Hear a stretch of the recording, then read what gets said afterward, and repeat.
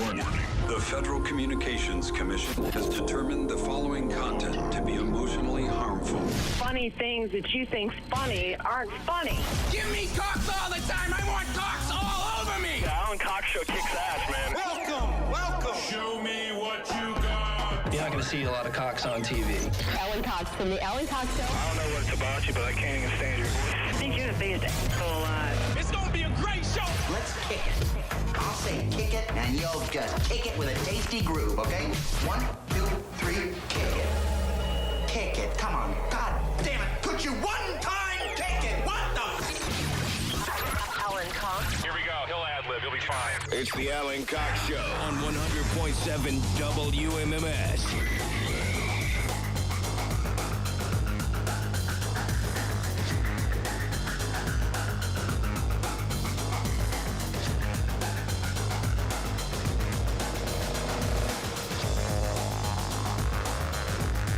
Okay, what's going on, gang? Good afternoon. Hi there.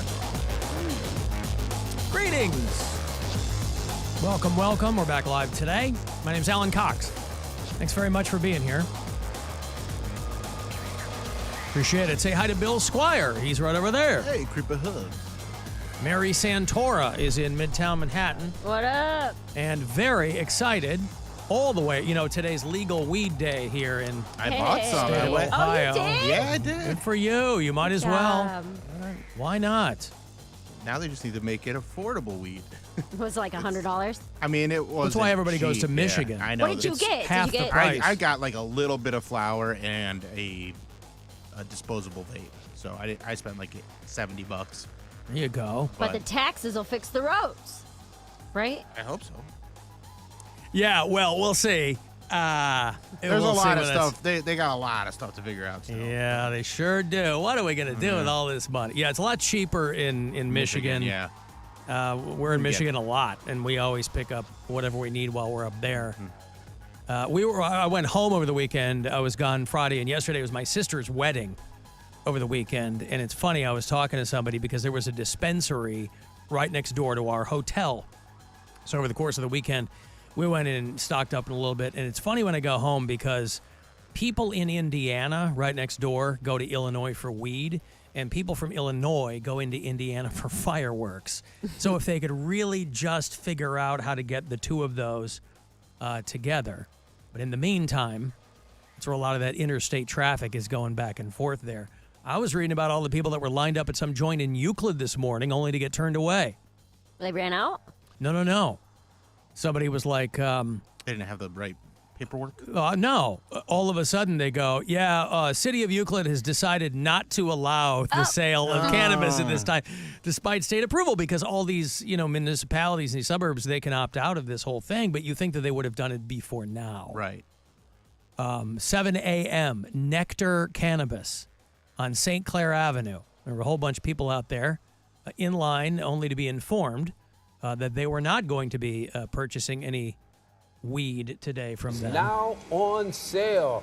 I got a customer just walking away right now in back of you. Well, that's because, except it's not. I just got this What? Are from you the people serious? who went inside. There were about a dozen people in line, and the city of Euclid says, dear citizens, the city has decided not to allow the sale of adult-use cannabis at this time, despite state approval. If you would like to speak on behalf of the needs and benefits that this would bring to your community, please reach out to your local city council. And they give a couple of phone numbers here for the city hall, city council, and the city. I like how they put it off on the people of Euclid. They're like, hey, we know that this was already legalized. And you guys want it. And you guys want it. Now, you might But have to we go a want couple you to of more steps if you really jump on through some more hoops. want to tell us. Yeah.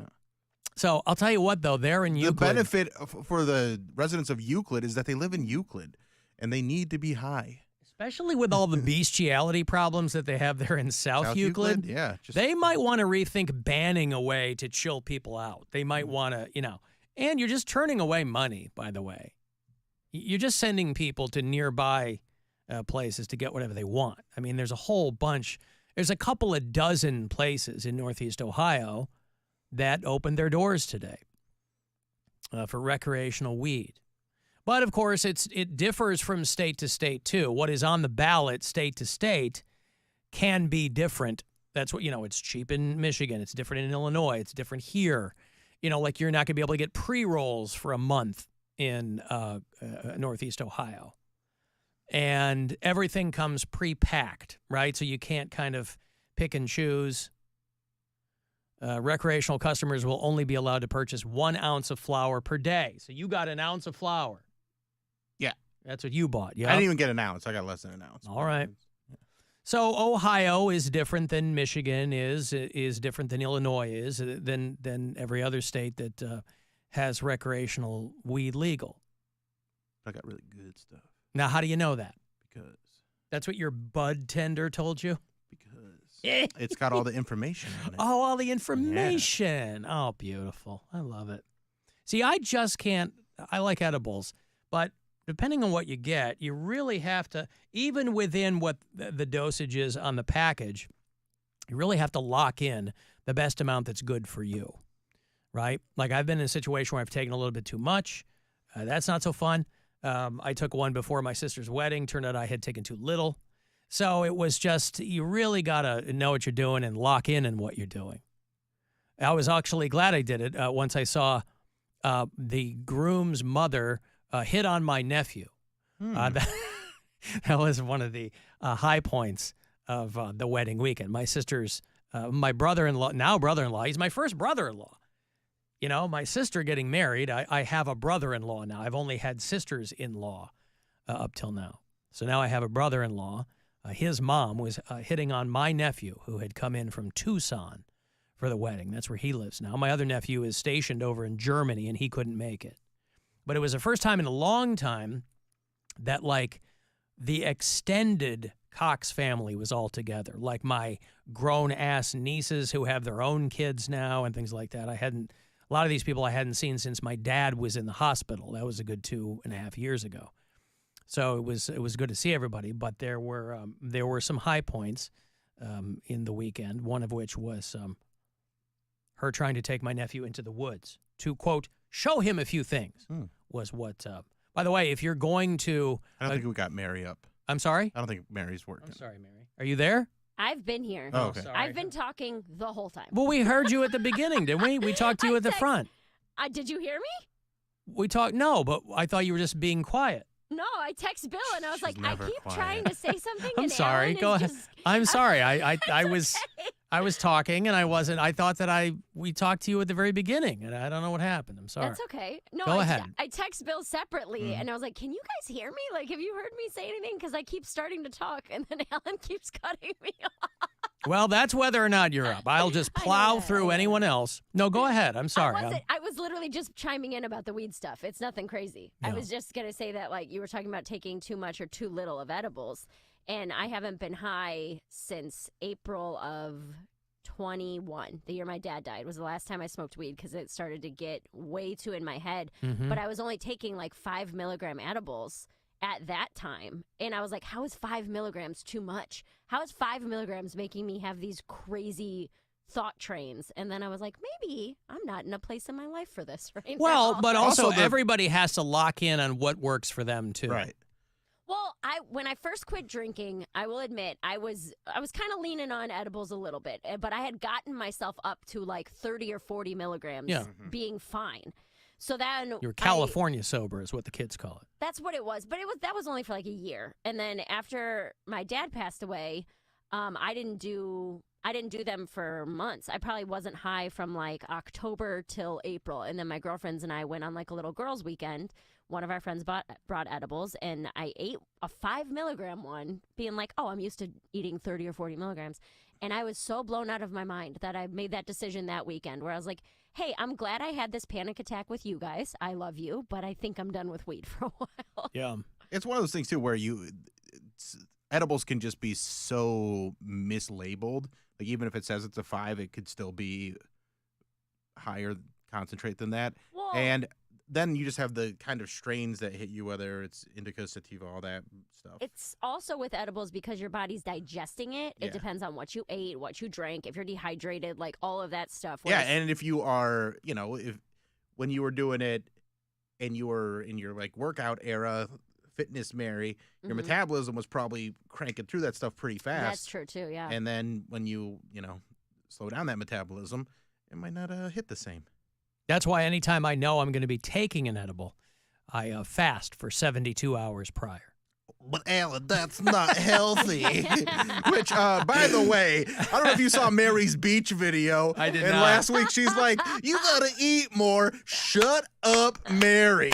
Why? You're not allowed to give any more. I Was know she it's eating a joke. at the beach? That's video all is a she joke. did. That's the whole point of I the video. know Is that like it's- it's a point of view video? Like I think I titled it "We Go to the Beach Together," but it's like the generic like, oh, that friend who never stops snacking at the beach. So it's just a compilation of me eating a bunch of different snacks and offering them to my friend.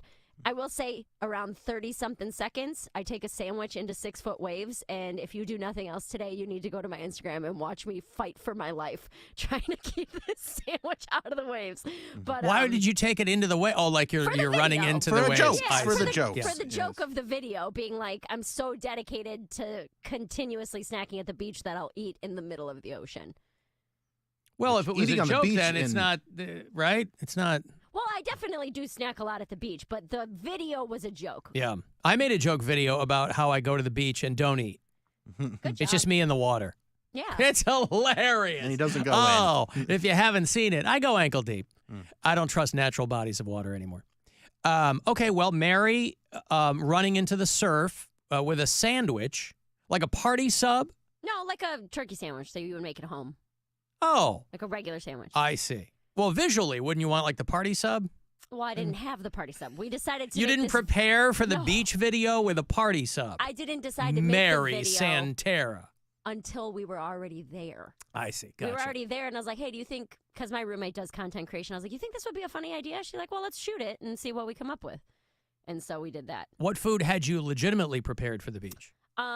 Well, for both of us, we brought like watermelon, Mhm. strawberries. Mhm. We each made a turkey sandwich, Mm-hmm. and then a couple little bags of chips. I think Mhm. we brought 4 bags of chips for the 2 of us, and then some drinks. Mhm. So nothing crazy. Oh, and I made like a tomato cucumber salad, with like the vinegar and the onions. Of course. Yeah, so we made that too. So it's all pretty healthy. But the video is me opening every single bag, eating all the chips, eating the sandwich, eating the watermelon. Like, that's the whole point of the video. Understood. All right. But, dude, there's the ocean here, which I know sounds so stupid. I know we also have to go to a break. But I did not know. I don't know why I didn't think I could go to the ocean. It's a very big From New body of York. water. That's a different animal. Dude, the waves were knocking people Yeah. out. Yeah. They're Like, very strong waves. I couldn't. But when I go to, like, South Carolina, which is still the Atlantic Ocean, I feel like the waves are not that big But there's there. also like Different a hurricane topography, right yeah. now too. Isn't there a maybe that hurricane was in it. Florida, or there's one brewing? Yeah, So- Debbie far just away went from through. it. Yeah, Yeah. Debbie went through. I got so many calls from Bureau Chiefs in Florida. They're like, we're still alive. Just check. I hope you're alive today. We didn't get washed away. Would have been hilarious if Mary had gotten attacked by a shark because of that sandwich. Ah, yes. You know how much sharks love turkey sandwiches. Big into mayonnaise. Of Those course. sharks.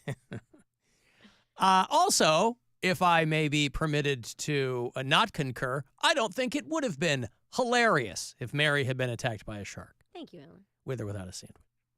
I'm going to break here. But great content. I'll tell you. No, I mean, please. not. You want not- to talk about content creation? Yeah. Hey, I lost my Gone sandwich. viral. Could you grab my leg? Go to the Shark Bite Comedian. Yep. Let me take a break here. If you want to text for anything, 35192. You can watch live if you like at AlanCoxShow.com, and we'll be back. It's the Alan Cox Show. Everywhere on our free iHeartRadio app. Or whatever smart device you have. Just tell it to play the Alan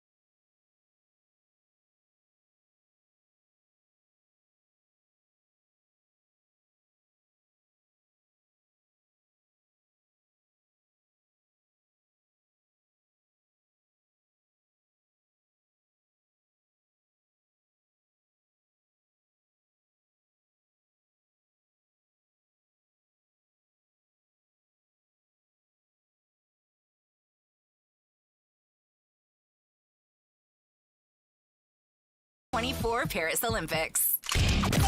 If you ever get the feeling that he doesn't love you, don't you love me too? Feel again. Alan Cox on 100.7 WMMS.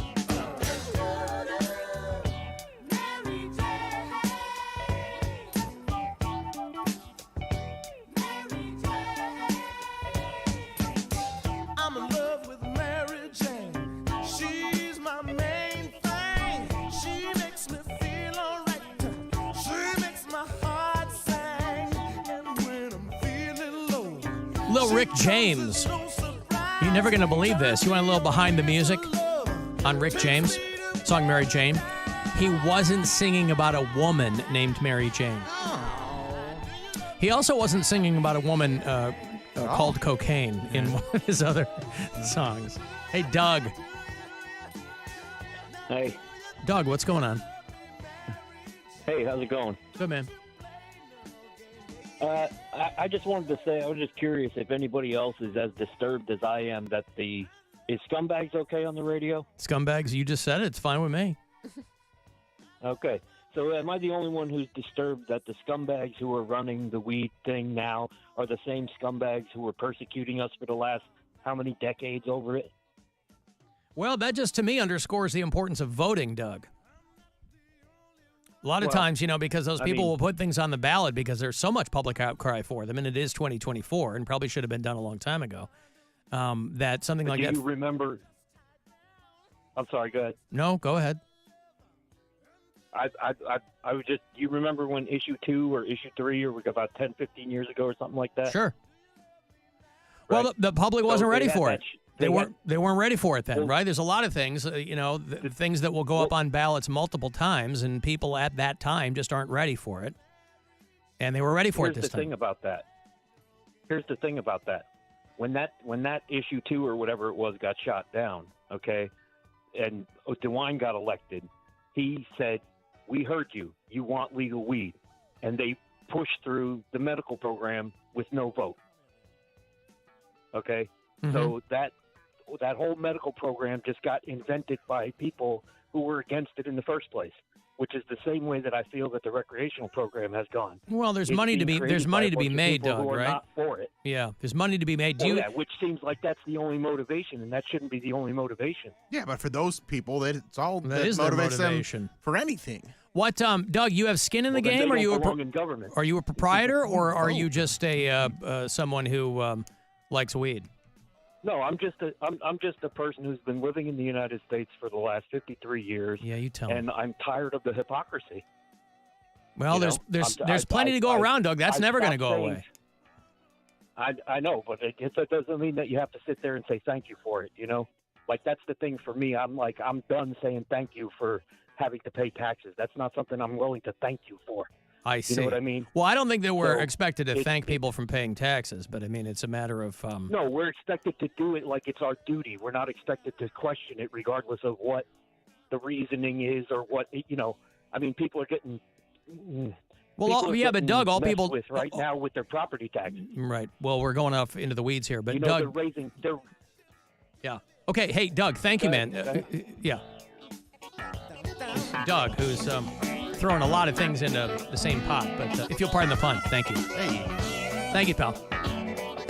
Listen, all people are doing is questioning things. I don't know what you're talking about when people go, you're not allowed to question. That's all anybody does anymore. Whether they should or not, by the way. By the way, if you are gonna get high, take it from me, from my own personal experience.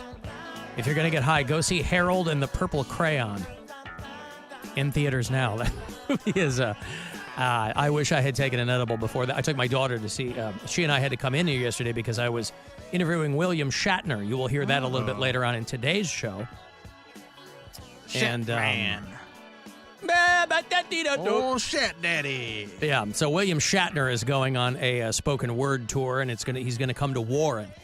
Warren, Ohio is one of the 5 cities he's doing on this next leg, and so I talked to William Shatner yesterday, and my daughter was with me. She's a big William Shatner fan because she watches a show he hosts called The Unexplained, and so I was explaining that to him. And then she and I went to the movies. There's a live-action version of, if you recall, a book called Harold and the Purple Crayon. I forgot about that book until I saw this trailer. Yeah. Like, I saw the trailer and I was like, oh, damn, I loved that book as a kid. Yeah. It was a little kid who has a magic purple crayon. I mean, there's really not a lot of subtext. I mean, the title tells you what it's about. Like, anything he draws comes to life, Anything right? he draws comes to life. And he has a couple of friends. He has a moose. He has a porcupine. And they did a live-action version of it, which was much better than it needed to be or should have been. Really? Because I thought it was getting slammed by critics. It might be. I didn't read But you one liked review, it? but You liked it? I Good. wanted it was just Nora and I yesterday, and I wanted to take her to a movie. And I said, let's go see Harold and the Purple Crayon, and she agreed. And so we went, and it's Zachary Levi, Mary's friend, who was Dude, a whenever momentary anti-vaxxer. Whenever I see him in anything, I'm like, oh, that's my friend. I met him one time for 30 seconds. Well, now you're showbiz friends. I know. Sometimes that's all it takes. And then every time you see them, subsequently, you still have to reintroduce yourself. But there's a cumulative effect where at some point, unless you're Steve Byrne, you will see Mary Santora and go, hey, Mary! Except you're not going to run into Byrne because he's in Nashville and you're in New York. Right. But it's Zachary Levi and it's Zooey Deschanel, who, yes, looks different now. And Lil Rel's in it, who's funny. He has subsequently, by the way, lost a lot of weight. I don't know if you've seen Lil Rel recently. This dude's been doing nothing but working out. He looks like he's like $120 now. But it was entertaining. It was because people were asking me if I got around to seeing Deadpool and Wolverine. And I did. And I'm probably the guy who thought it sucked. So Harold and the Purple Crayon, again, it was me taking my third grader, but it was better than it needed to be. But it sucked. You thought it sucked. It is absolutely not worth the hype that they're giving it. It was a lot of fun. It was fine. I was watching it. I'm like, is this what it is now? They're just stringing together characters from other things. And I'm like, is there a story happening? Or like it's, the first Deadpool movie was fun because of the whole fourth wall thing. Wait, By the Bill, time did you say it sucked? Who, me? Who just said that Deadpool sucked? I thought it sucked. Okay, go ahead. It was, but the first Deadpool movie, because that character, and even in the comic books, was breaking the fourth wall and talking to people, and it was fun. And Ryan Reynolds is good at it. By the time you get to the third movie, which was just, I don't quite know the point of it. Again, I'm in a distinct minority on this. Everybody I talk to, from Bill to the Kurt man, everybody else, oh my God, you're going to love it. I never said you would love it. I just said I liked it. Yeah. Well, so did everybody else. Yeah. I just walked out. I was like, oh, my God. I don't even know what I just watched. You walked out of it? No. At the end. Okay. I watched the whole thing. Okay. I didn't stick. I don't know if there's post-credit stuff. There was a very fun one. They always are in superhero movies. Yeah, but at that point, I wanted to see it in IMAX, and the only screening that day was 10:20. And so this was last week. This was middle of last week. And so I went at 10:20. So it's I'm getting out at 12:30 or whatever. I'm like, I'm sweepy. I'm not. Well, yeah, I got to get up early. I'm up at 5:30. But I'm like, I don't. I didn't at that point. I didn't feel like hanging around for whatever was going to happen in the credits, because I was worried that it was going to be a preview for another Deadpool movie. It was, and that would have really bummed me out. So it was not. It was just a nice little funny scene. So. No, I guess I very much wanted to like it because the people who told me it was great are people we like the same stuff. But I was just sitting there like, I don't know what any of this has to do with anything. And it was a lot of for the nerds. It was for the nerds. It's like for people to go, oh my God, there's that person and wow, from that thing. And but there's not much connective tissue to it. And it just felt like a lot of random Marvel things thrown into a pot. And clearly it worked because it's making a ton of money. If that's your vibe, I mean, don't listen to me. I'm just answering the people who have asked me if I've seen it because I mentioned that I really wanted to go see it. I should have gone to see Longlegs was my thought when I walked out. You've been saying that the whole time. Well, it's because Gwen wants to go see it. So I'm like, if I wait for you to go see a movie with me, we'll never go see it. Right. So I'm just like, I'd rather go see it. It's, some movies I don't want to watch on streaming. I want to see Deadpool and Wolverine in IMAX. And, or whatever passes for IMAX over at Crocker Park. And so it was fine. It was okay. I'm sure there are other people who walked out who felt similarly to me, but there weren't any in that theater, boy. And again, it was a late showing, so it was like me and probably 10 other people, and they loved it. They were howling through the whole thing. So if you're like a Marvel nerd, you will love it. You'll think it's great. But that wasn't my vibe on it.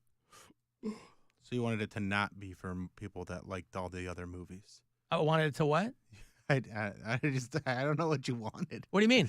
I mean, like everybody said it was a great movie. I didn't think it was. No, that's fine. You don't have to think it's a great movie. And I understand all your what you're saying.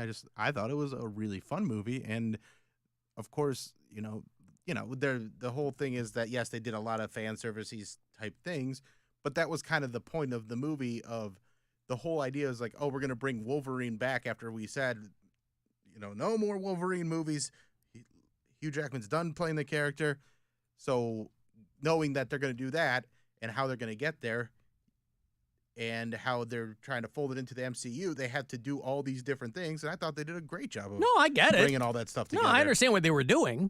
I was just like, is there like a story here, or is there anything that's going to further the... Huh? What was there? There was a story. It's just kind of like it was like the always. The villain stunk, and it was like it was fine. It was fine. It was fine. I like the villain. You got to see some people you hadn't seen in a while, and there were a couple of interesting cameos. There was an alternate universe Wolverine cameo that I thought was funny, but other than that, it was fine. It was fine. I wouldn't watch it again. I wasn't mad I went to go see it. I was just very disappointed in it. And again, I'm in a very distinct minority on that, and that's completely fine. I think people should go out and enjoy all that stuff that they want to. It wasn't for me. Much to my chagrin, by the way. I really wanted to like it. I just didn't.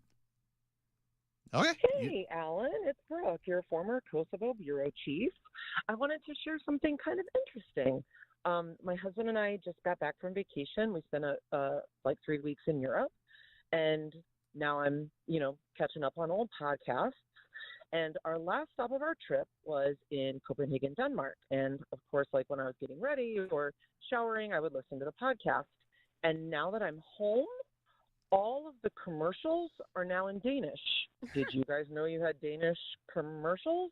I certainly didn't. And this has never happened before. And I've been to Europe like a lot. And even when I lived there, the commercials weren't in another language. Anyway, bizarre and kind of cool.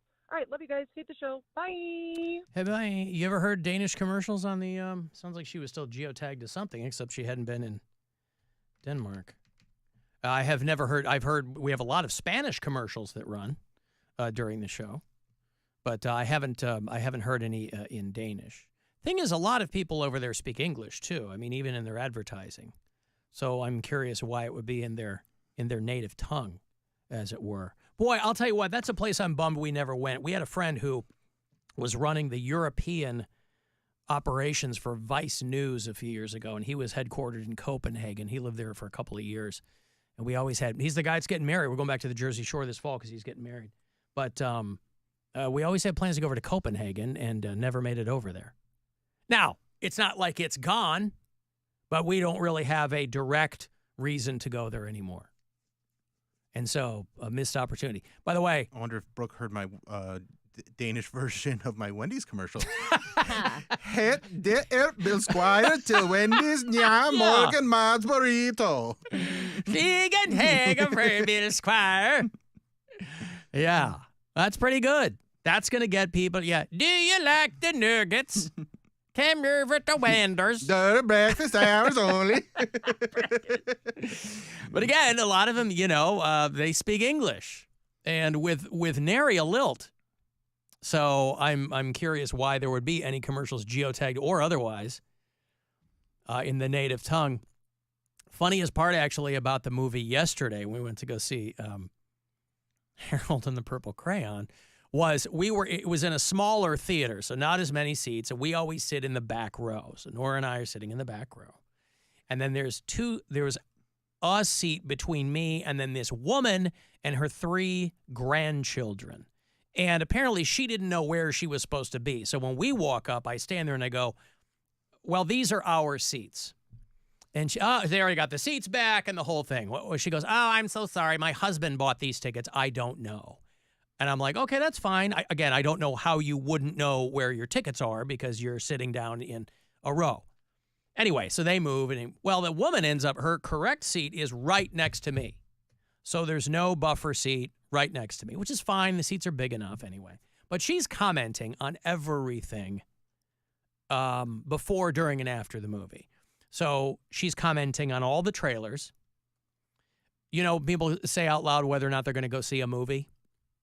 She was doing that. Oh, yeah. And she's got her three grandsons. I was wondering. And she wasn't like an old lady. I mean, she looked like she was maybe like mid-late 60s, whatever.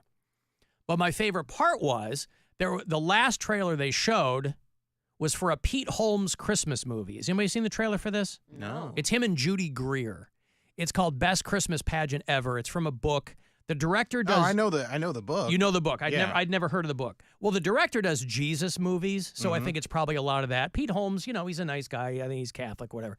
So that's probably right in his wheelhouse. I don't think he's really that anymore. Oh, I don't know. This puts him in a movie. I mean, you know. Anyway, so they have a trailer for this movie, and at the end, she goes, "Oh, I'd see that. Dax Shepard is funny." So I'm like, so she doesn't know Pete Holmes, does know who Dax Shepard is, which if you're in your mid-60s that's not for certain. But she doesn't know that that's not him in the movie. And my mind was blown. And usually, I couldn't figure out her line of thinking at all. The last thing, maybe she's just being hilarious. Well, that would have been the first time one time out of all of her comments that she was hilarious. Usually in a trailer, they'll show the names of the people. Oh, they did. And I'm sure and Dax Shepard ain't in it. Nope. So she's just like, nope, that's Dax Shepard now. Yeah.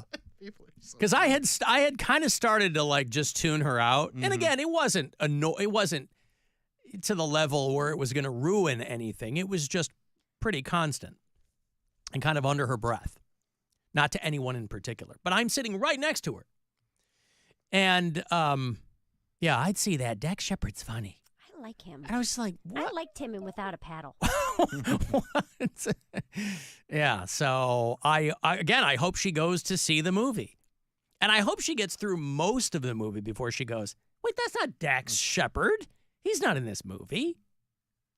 Unless he has like a cameo or a small part and he's not in the trailer and she's so plugged in that I completely misunderstood her comment. Maybe she knows he's in it in a small side role, and I'm the big dummy. But I'd never heard of the book. I'd never heard of the movie. So this is the first time taking notice of any of this. I do think Judy Greer is kind of foxy in a weird way. She was great on Arrested Development. She was awesome on Archer. And now she's in this Jesus-y Christmas movie. Because it's the last time you're going to see him. What's it? Yeah. So I've got to take a break here. If you want to send us a text for anything, 35192. You can watch the show live at AlanCoxShow.com. Listen anywhere on the aforementioned iHeartRadio app. Rover's Morning Glory. Dean walked to the dispensary down the street to legally buy recreational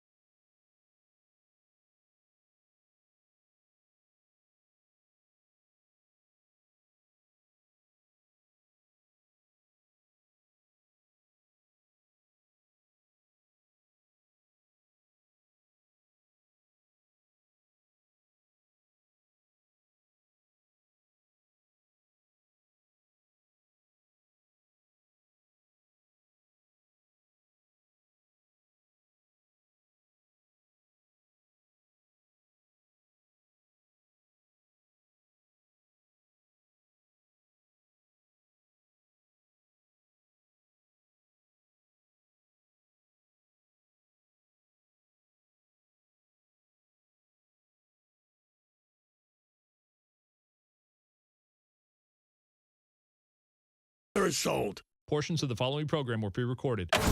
This is The Buzzard. From the Bath Authority Studios. 100.7 WMMS, Cleveland. Little ditty about giving himself away. All right, let me get you set up here for the Blue Heron Brewery. How's that sound? Blue Heron Brewery is right there in Medina. I got a $50 gift card for you.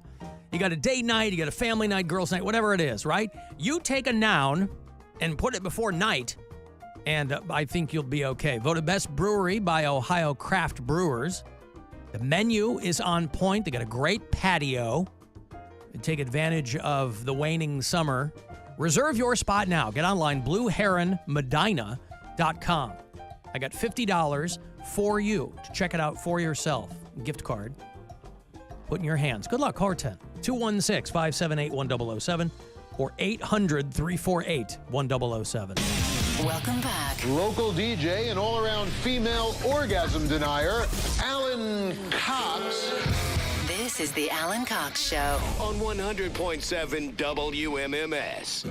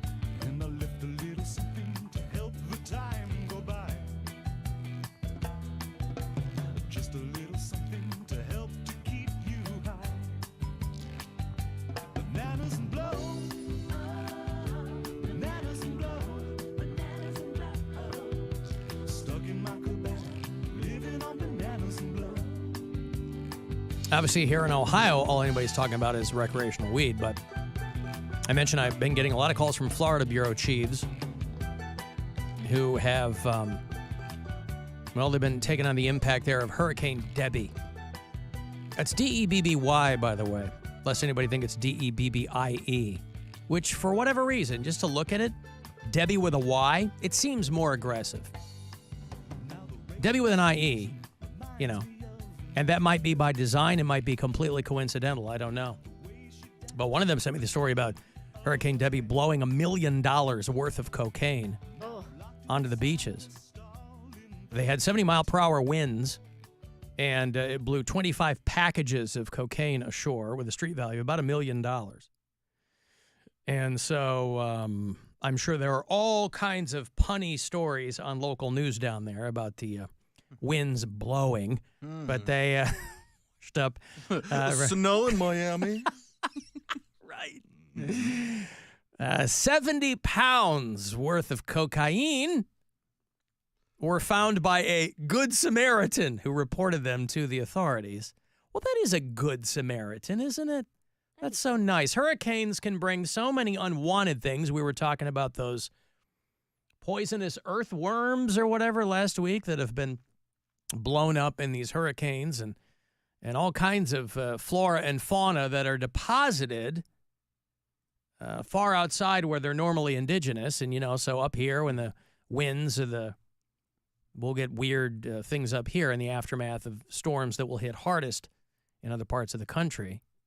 But this is not unprecedented, obviously. This happens quite a bit. Every time there's a huge hurricane, there will be at least one story about somebody who finds a whole bunch of cocaine packages there on the beaches there in Florida. I feel like we need to update the term Good Samaritan to reflect somebody that is comparable. Because, the whole story was they looked down on Samaritans, and then one of them did something nice, and they're like, oh, look at that, Good Samaritan. Was that one of the good ones? Yeah, that's what it was? That's what it was. Oh, wow. Yeah. I thought it was someone from Samaria who came along and helped another person. But that's why they were surprised because they're like, well, some people from Samaria are They usually suck. trash. Wow, I didn't either. And then Jesus is like, and one of them good Samaritans was like, let's do it. Okay. Because like a bunch of other people passed by that you'd think would help the person that was struggling. Oh, that was the story that I recall. Yes. Can you get the door? I'm sorry. Yeah, I forgot. I forget too. For whatever reason, our almost 2 years into our new studios, and our studio door doesn't shut all the way now, despite the fact that it weighs about 500 pounds. For whatever reason, doesn't shut all the way. So I also don't shut all the way. So Ah! got that in common. You don't shut all the way? No. Oh, well, that's good to know. Did you have another beach weekend? Or not beach weekend. Mary had the beach weekend. Did you have pool day? Oh, yeah. Did you have pool day, cool day? Saturday and Sunday. We did some 2 days of pool times. Pool times. My sister's wedding was the goddamn hottest thing. Because I said to my brothers when we got into town on Friday night, I said, are you guys wearing a jacket? Because when I pack for like a wedding, I pack a bunch of clothes. Because I go, I'm going to have some permutation of these clothes. Any opportunity I have to dress up, I take. So I have like 3 jackets, 5 shirts, pants, a pair of shoes that I know will go with anything. And I was planning on wearing a jacket, like a thin kind of light blue linen thing, right? Something to be comfortable. It was 91 degrees. It was outside. We were in direct sunlight and I was like, God bless my sister. And it wasn't some big long thing. But, even before, you're outside and you're milling around. It was in this. Everybody now is getting married in like these outdoor winery type places, where there's like a barn and then there's a tent. And they're beautiful. I mean, they're always, lovely environments. But it was just I don't know how it was here. It was 91 degrees in northern Illinois. And I was like, oh, my God. It was just so, I'm not much of a sweater. I was like, well, I had my jacket on. And I wasn't going to take it off. Because as you know, Bill, what are my thoughts on that? Why be comfortable? It's when better you to can be look hot? good than to feel good. Why be comfortable when you can be hot? That's right. But I digress. You had 2 pool days. Yeah. Saturday and Sunday. Yep. Was it comparably hot here? It Was wasn't it in quite the low 90s? It was like 80s, like high 80s, low 70s, or like low 70s, high 80s. High 80s, low 70s. Yeah, I got that. That wrong. was. Yeah, it was around like 80. It was 81. wild weather. It was good. It was nice pool days. Mm-hmm. Any special guests? Anybody come by? No, it was my girlfriend and her daughter and niece on Saturday. Yep. And then she stuck around on Sunday. The daughter and niece didn't want to swim on Sunday, but Pants and Tommy. So Saturday kind of Usuals. more of like a family day. Sunday more of like a rock out. I mean, with your smock out kind of day. that's- Okay. Again, all we do is just listen to yacht rock and kind of wander around in the pool. Mm-hmm. It's a good time. Wander around. Yeah. I mean, there's only so many dancing. places Yeah. you can go too in the pool. It's a good time though. Yeah. We have so much fun. And then went and saw Primus and Coheed last All night. right, and how was that? Was fantastic. Big weekend, Yeah. right? He's Imposters just. Theater on Saturday night, and then What was Saturday night? my show at Imposters Oh, Theater. how'd that go? Did That was Gaylord come great. out again? No, Oh. Gaylord this time. But it was a very good time considering there was so much stuff going on in Cleveland. SummerSlam. I think Martin Lawrence was at Romo Fijo. Right. There was a Guardians game, but we had a good crowd, and it was a lot of fun. Didn't what's his name show up at did Martin Lawrence show up at SummerSlam? I don't know. Did he? I didn't see that. I thought everybody who happened to be in town popped their head in at SummerSlam, and they found a way to get him into the ring. Like Jelly Roll was over there. But yeah, they said that might have been one of the biggest attended wrestling events ever. Was SummerSlam here in Cleveland.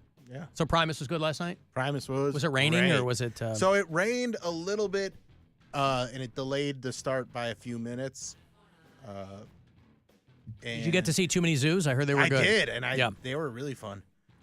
And their set was cut a little bit short, and then Primus just said, "Hey, we're not going to do the whole good night, come back out. We're just going to do our encore now."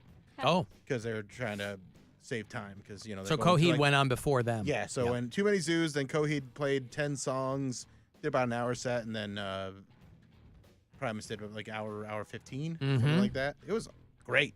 Okay. All bands were great.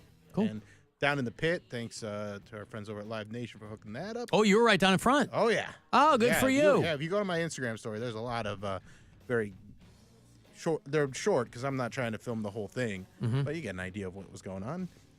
Pat Butler from 2 Hours to Midnight. 2 Hours to Midnight, the star of 2 Hours to Midnight. He really is. Yeah. Carries the whole thing. Yep, he does. We got to hang out with him. Have a secret weapon. Have a cocktail with him. Talk about some of the other shows upcoming that we want to try and check out. See, Mary and I are more like of the people, so we'll see a show from the lawn. You're talking about the wrong person, brother. This is not even. They didn't even have lawn tickets for this one. Oh, really? Was Yeah. it just Pavilion? Just Pavilion. Why would really? Yeah. They didn't sell the lawn? I don't think Primus and Coheed are that. Really? That's 20,000 people. Yeah, but those are two big bands. Like everybody's But they're always not. talking about that, but I love Primus. Primus sucks, but I love Primus. Ugh, you know, and Coheed too. I thought for sure those would not be two bands that would just do Pavilion. No, I mean, why didn't they put them at Jacobs then? Probably just booking. Huh. All right. Yeah, I guess different bookers, right? Yeah. But it was a Okay. great show, and Well, good. it was packed. But it was just all in the pavilion. Oh, so you were in the pit because there were only people in the pavilion. Everybody was in the pit. Yeah. Well, I mean, not everybody is. Yeah. Still a special pass, and then Yeah, sure. yeah. But it was great. Had a good time. That's not good news for them, though. That means they're only a couple of years away from doing like rib fests and stuff. I don't think they'll ever be Rib Fest bands. They'll just be smaller venue. I saw Stone Temple Pilots just did the Ohio State Fair. I'm like, how can that be? That's a huge gig, though. Is it? I know there's The Ohio State Fair. Well, yeah. I know a lot of people will Yeah. come out to something like that, but yeah, okay. A state fair gig is like doing like a county fair is one thing, but doing a state fair, they'll usually get a pretty big act. I know. Usually it's a country's act. I was gonna though. say country singers usually start at fairs. Yeah. Like Well, they had a lot. They on had- their rise. They'll get Yeah. the county fairs, and then they'll go to state fairs and things like that. If you like old school country, like Alabama played, Stone Temple Pilots and Soul Asylum, Boys to Men, Gabriel Iglesias, Ice Cube, the that's Ohio legit. players. No, they're all legit. That's what I'm saying. I've never been to the Ohio State Fair. I saw Alabama at the Medina County Fair when I was like 12 or 13 years old. Yeah. No, I say good for everyone involved. I just didn't realize that that's what was going on there. Oh, hello. Who is this? Hey, this is Kynan Goo. Kynan Goo. That's your name? Kynan, Kynan. Yeah. Yes, sir. Kynan. Okay, what's up? Hey, so you guys were talking about boogers yesterday, and you guys got me thinking about some story I had. So I was with some buddies, and this was a while ago. We were fresh out of high school. Some of my buddies got a house together, and they needed a couch. So they ended up going on Facebook Marketplace, and they found a nice L couch. It was nice and brown, big, had a ottoman and everything.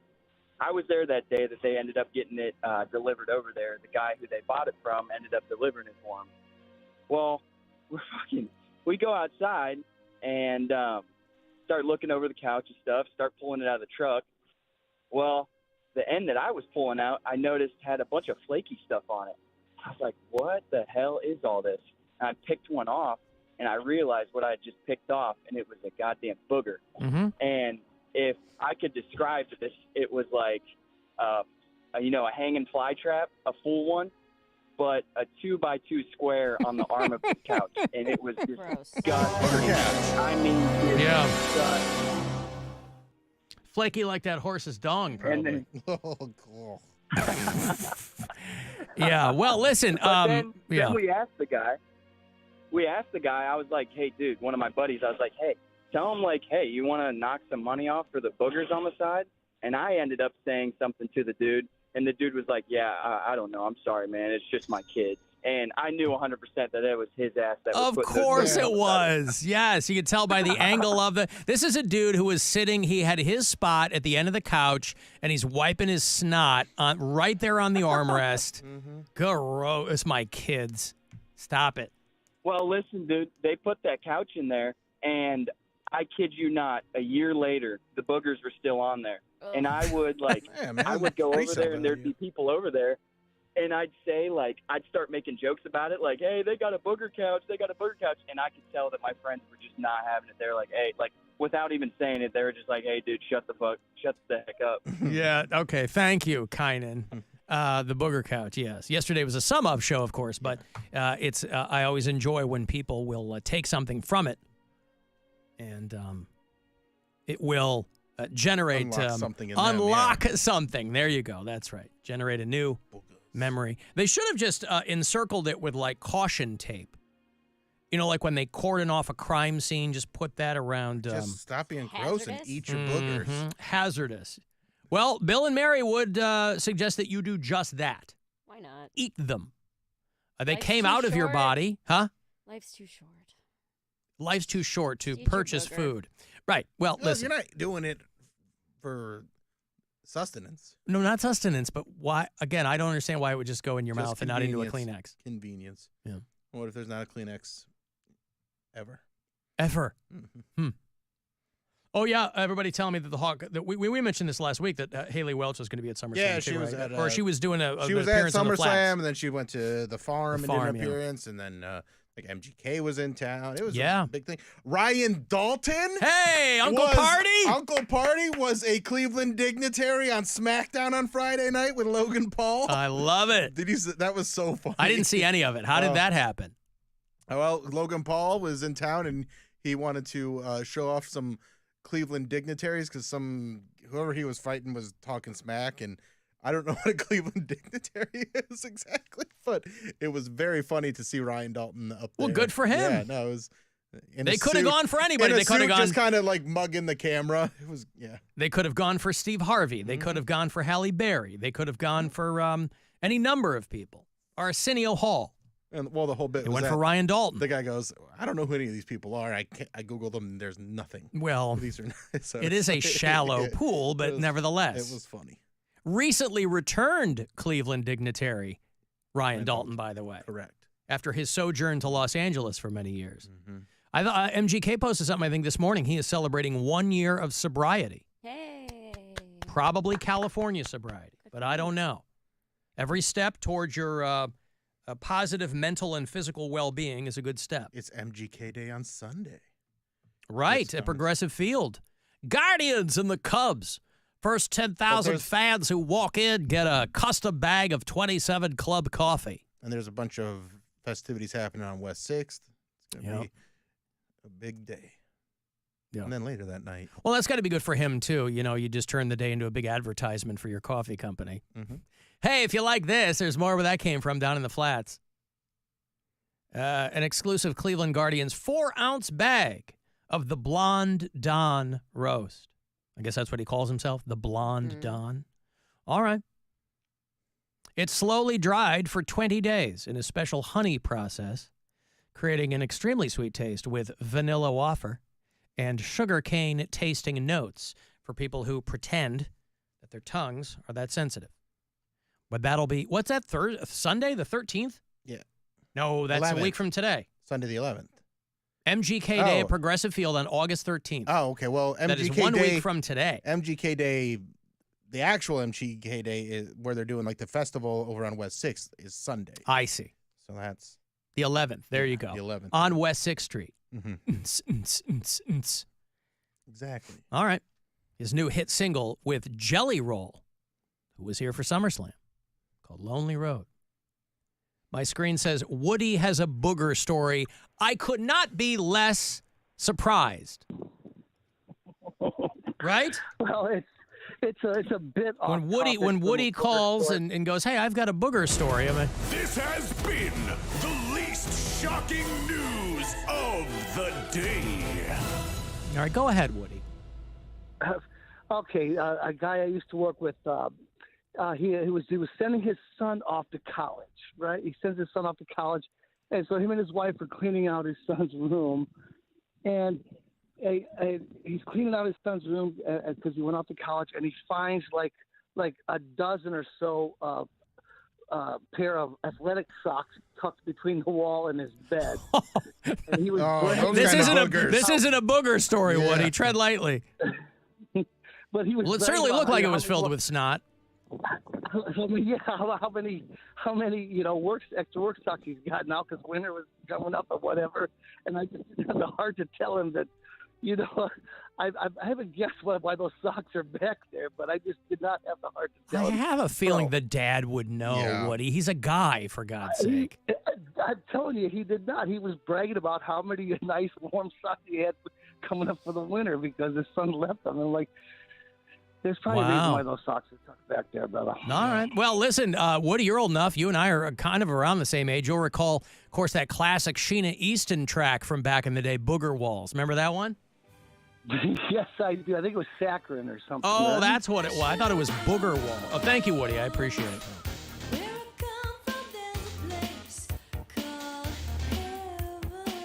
It's not Booger Walls. Oh, okay.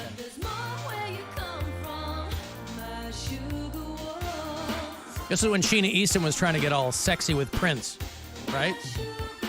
She wasn't doing no more My Baby Takes the Morning Train. She's like, I need a hit song about my vag. Let's do one. Who could write this for me? And somebody said, well, probably Prince could do that for you. All right, I got a break here. Want to send me a text, 35192. If you want to join us for the Alan Cox Show cruise. God, I hope you do. It's August 24th. It's a mere few weeks away. We're going out in the Good Time 3 for Captain Fun's Floating Fandango, and I will have a pair of tickets for you after the break. The Alan Cox Show. On our free iHeartRadio app and your favorite smart device.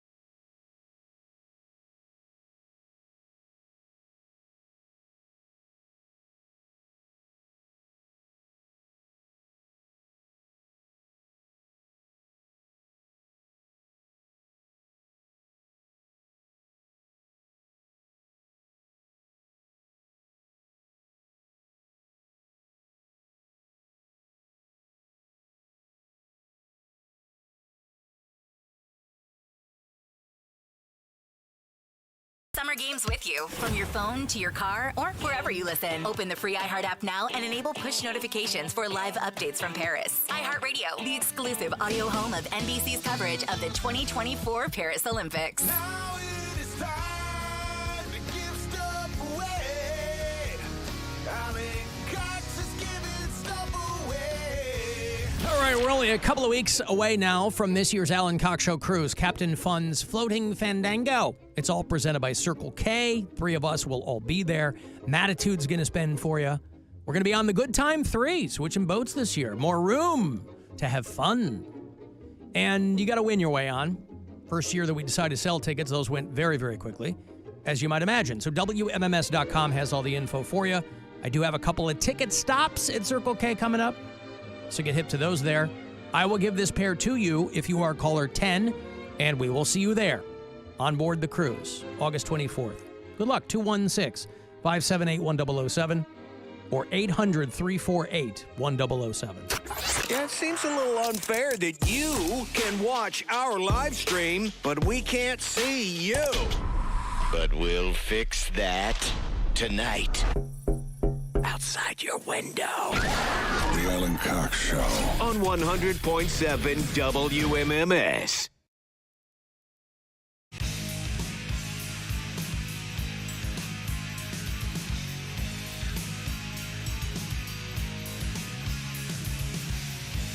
I do have a trip later on for you for the iHeartRadio Music Festival. You know, we do this festival every year in Vegas. And you'll recall, though, we always have to take a couple days off because we all get invited to the festival. And For free. Right? Correct? Yeah. Yeah. And paid to be there. Correct. Yes, that's right. It's they really roll out the red carpet for the talent here at iHeart. And no, I'm not sure who's on it this year. I'm sure that we have promos running to that effect. But all this week, I do have passes for you. For the event, we fly you out. We put you up. It's actually a really nice thing. And but it's for you. It doesn't have to be for us. It's for you. I think we throw $1,000 in there as well. Who is on the festival? It's September 20th and 21st at the T-Mobile Arena in Las Vegas. Who would we be interested in? The Black Crowes, Paramore, Hozier. Especially since the Black Crowes aren't coming here anymore. Oh, they were on the Aerosmith thing, right? Yeah. Yeah. Don't. Boy, that's a kick in the nuts. Yeah.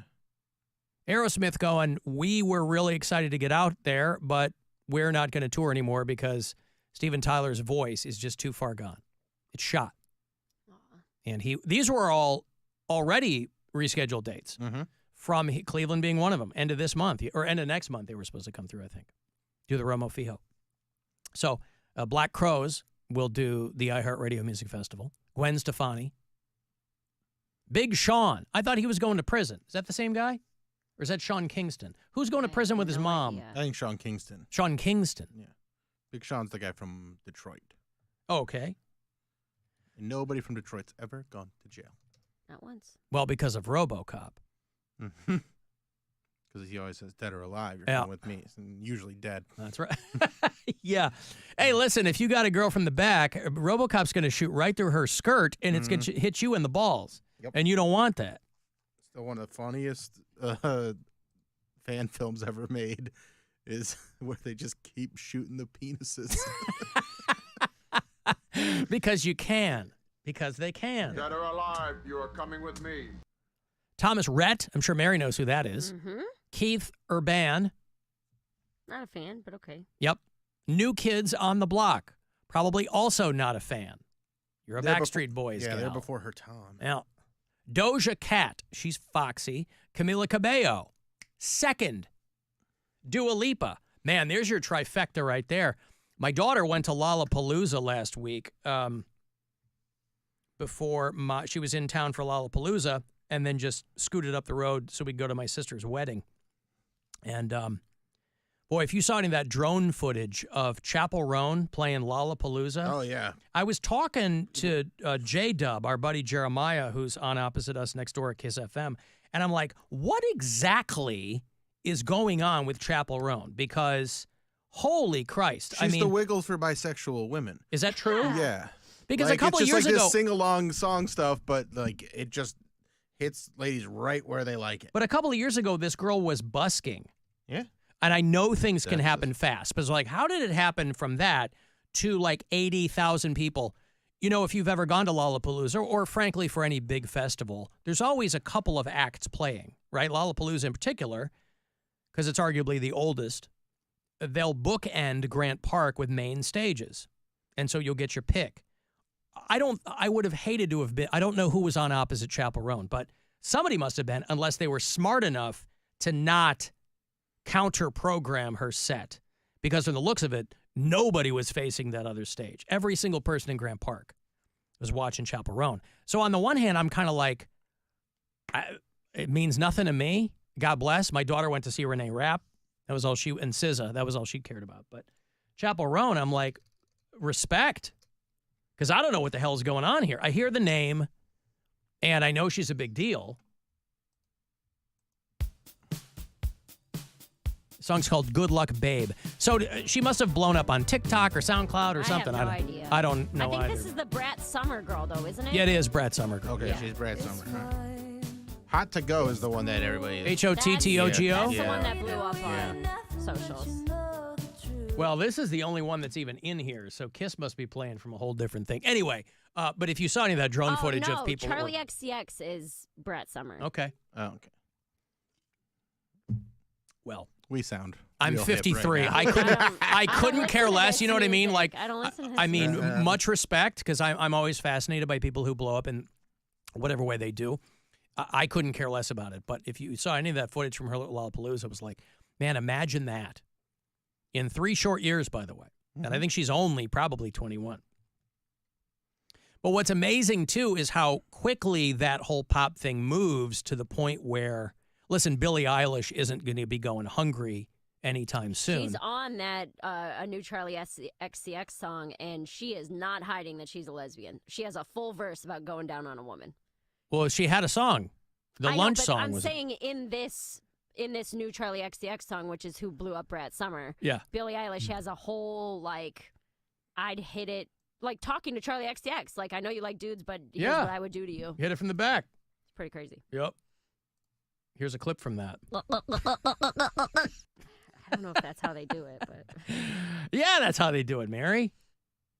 Yeah, yeah. Give it to me now. Give it to me now. Give it to me now. I wanna from your head to your toes, and I wanna move from the bed down to the floor, and I wanna you make it so good, I don't wanna leave, but I gotta know what's your fantasy. I wanna okay. your toes, and I wanna move from the bed down to the floor, when I wanna you make it so good. I don't wanna Did you know that the State Farm dude was a rapper? No. Man, that's worth looking into. You got to say hip, Mary, to what the kids are doing. I'm not hip. I know, right? That is one of the greatest conclusions you can finally come to. I'm not a cool person. Well, I was never a cool person, but I've always kind of prided myself on keeping my ear to the ground. You know, I have just being in the business or whatever for as long as I have been. But over the past couple years, I'm like, I don't care anymore. Don't care. For a long time, I was kind of like, I want to know what's going on. And if you spend more than 5 minutes on social media, you can get a vague picture of what's going on because it's so pervasive when And if something you goes want to, supernova. if if you want dig that. into stuff, Yeah. it will fill up your feed. Yeah. If you listen to us on the iHeartRadio app from out of state, tell me where. Even in state, the far-flung reaches of Ohio, if you have to listen on the app to get the show, I want to know where you are. Shelby listens in Butte, Montana. Aaron is in Nashville. Selena is in Allentown, Pennsylvania. Brody listens in Oak Harbor, Washington. You can always leave us messages there, too. Hey, Alan. I just hope wherever Mary ended up for her beach vacation, she just didn't end up the way that guy in the Pixies song went and got killed by 10 million pounds of sludge from New York to New Jersey. That's some scary stuff, man. I think that's scarier than semis running you over on the beach. There was a guy. Yeah, you mentioned that you were on the beach, but I didn't think that I got which beach you were on. We went to Jones Beach. That's what I said. I didn't remember. I go, where are you going? Jones Beach? You're like, we're going to... I had no idea. Oh. I had no idea where we were going. But we did go to Jones Beach, and it was very nice. And it was... This it is was where you great. took the sandwich into the surf. Correct. Yeah. This was the sandwich into the waves. But, no, it was a great time. We went for like 4 hours and just hung out because we had nothing to do. I had an 11:45 and a 12:30 a.m. spot. Right. On Saturday. So I was like, we might as well go to the beach all day. But yeah, it was great. Was there a show out there that night? No, but I didn't know. So we passed that huge amphitheater, and I was like, what goes on there? My roommate, she's not the brightest crane in the Bronx. I love her so much. She goes, maybe that's like a high school. I was like, that is not a high school auditorium. No, it's Jones Beach. It's like a... Right. Dan and Shay is there this weekend. Yeah, there's a lot. I guess they get like really huge name people in Oh, there, yeah. But, Yeah. But no, it's really nice. I mean, Leonard Skinner and ZZ Top. Atlantic Deep Ocean. Purple. Yeah. It was the Atlantic Ocean, so it was still, it's still pretty cold and dirty. But yeah, the waves were, dude, somebody got saved by a lifeguard because the waves were rough, dude. They were high, they were breaking really hard, and they were also, the undertow was crazy the way it was pulling people back in. Now, when you saw that lifeguard run out to save this person, did you scream at them, forget that, the surf just took my turkey sandwich? No, my turkey sandwich was gone First at that point. things first, homeboy. Sandwich was gone at that point. Yeah. Had been consumed. Oh, you ate it? Yeah. Was it wet? I did. Oh my gosh. No, I didn't eat it after I was done in the water. I ate what I wanted and then went in the water in case I lost All it. right. I don't know how committed to this. Soggy sandwich? I don't know how committed to this content creation you were. One joke. How can you create without, I wouldn't think you'd want any of it to go to waste. Right. So I ate what I wanted and then was like, okay, I'm done with this. Gotcha. I'm willing to take this. There was no moment of regret. And then you looked at it and go, I want one more bite. No. Of this soaking wet turkey sandwich. No. What was on? Was it white One bread? wet bite, everyone knows the rules. Yeah, that's it. What was it? It was on white bread? Wheat bread. Wheat bread. Mayonnaise, mustard, lettuce. That's how you're going to get famous, Mary. Wet sandwich reviews. Maybe. That's how you're going to get famous. Listen, there's a niche for everything. Welcome to the Soggy Sandwich Corner. Yeah. Mary Santora back here in the SSC. The Soggy Sandwich Corner. Mm-hmm. Because the point of it is going to have to be what kinds of sandwiches can withstand the most moisture. No, none. None? No. A baguette is going to be able to handle a little bit more than, let's say, white bread or Well, yeah, but a honey wheat. no bread can withstand The moisture. ocean. Or the ocean. The Yeah. undertow of the Atlantic Ocean. All right, and you're sure, but Bread versus the ocean. Ocean wins every wins time. 100% Ocean of the is time. undefeated, is what you're saying? Yeah. But you don't know that for sure because you refuse to do this Soggy Sandwich channel. What type of bread do you think can survive the ocean? Baguette. No. People have made rafts out of baguettes, and they've been found lost at sea after 74 days. And they said, thank Christ I made this raft out of crunchy French baguettes. I don't think so. You know what baguette is French for? Bread. Float. Oh, I did not know that. It's French for float.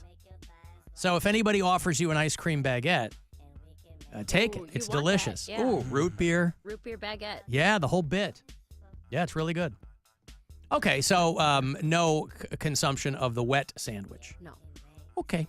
Okay. It was fun, though. Mm-hmm. Nice little beach day. I tried. Have you had kava before? No. It's like one of these new weird drinks. They're like, hey, come to the sober bar and have kava or kratom. And Oh yeah, kratom. Yeah, it's just yeah. like a root. Well, I had kava. Kava and kratom, I think, are different. But I had I had a kava drink, and it makes your mouth numb, and it's very strange. Ew. Yeah. Why? Because it's a natural anesthetic. Why would you want to drink that? Because it gets you a little bit high. I was trying it with my girlfriend. Yeah. And so I tried it and go, I'm going to stick to booze. Wait, your girlfriend was already on that tip, and then she was like, "Oh, you should try it with me." Well, she wanted to try it, and I wanted to. Oh, you both tried it for the first time. Yeah. Are you sure you're not allergic to it? I might be. Well, But because I'm nothing done, I'm yeah. seeing online says that you should get. No, they told me numb at the mouth. place. Oh, really? Yeah, they said this will, like not quite numb, but like it feels weird. I don't like it. Well, because it probably just gives you a buzz, yeah? Yeah, but like not the kind of buzz that I'm into. I like a good buzz. All right. Not a weird buzz. Mm-hmm. And then my girlfriend tried Kratom, and she's like, I feel great. And then we were driving on to my show at Imposters, and I just look over, and her face is bright red. I'm like, do you need me to pull over? And she just like horked it all out. Oh, really? Yeah. So Wow. So maybe she was allergic. I think it's just you don't know how your body's going to react to them. Right. So she's got a pretty sensitive stomach, and it said nope. It's just tree leaves, yeah, or roots or something that I don't know, man. make into a tea or maybe is there any chance that was a complicated ploy to get out of going to your show? No, because she still went to the show. Oh, see, that's how you know. She was really committed. She wanted to make you feel bad. She just had to get it out. Once she got it out, she's like, oh, I'm fine now. She's like, I never felt bad. It just hit my stomach weird and not the kind of buzz she was looking for. It wasn't even that. It was just like one quick whoop, and then she was all better. A Haktua, if you will. Not even. It's just a kind of bread do they use for a bread bowl? That holds up the liquid okay. This is what I'm talking Sourdough, about. But it's not sourdough, ciabatta. submerged. Huh? It's not submerged in an ocean. It's got hot liquid in it. One of the funniest videos I've ever seen on the internet is where there's bakers and they have like a loaf of bread, and then someone that you just see their hands and they just cut it into a bread bowl, and the look on the baker's face, they're so devastated by it. No, don't. What happened don't ruin it. What happened to the Asian girl that was giving guys boners on TikTok because of the bread? Remember the girl about a year ago?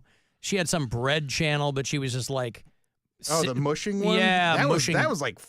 That was 2020, before yeah. COVID. Oh, Yeah, was it yeah, really? yeah. Well, there you go. I have no COVID erased my memory. Mm-hmm. My formerly fantastic memory was now erased there's by- like big boob Asian girls making stuff in a wok. Oh, I saw that. Yeah, I'm Yep. a big fan of that. Everybody's I going, love hey, cooking. hey, your shirt rose up a little bit. Your shirt's riding up. Yeah. It's so egregious. Mm-hmm. You want to talk about egregious? That's great. So a whole lot of shaking going on. Mm-hmm. They know what they're doing. Yeah. So, okay, did Mary do any fish detective work at the beach? Well, you knew that question was She's on coming, and I vacation. can't speak for you.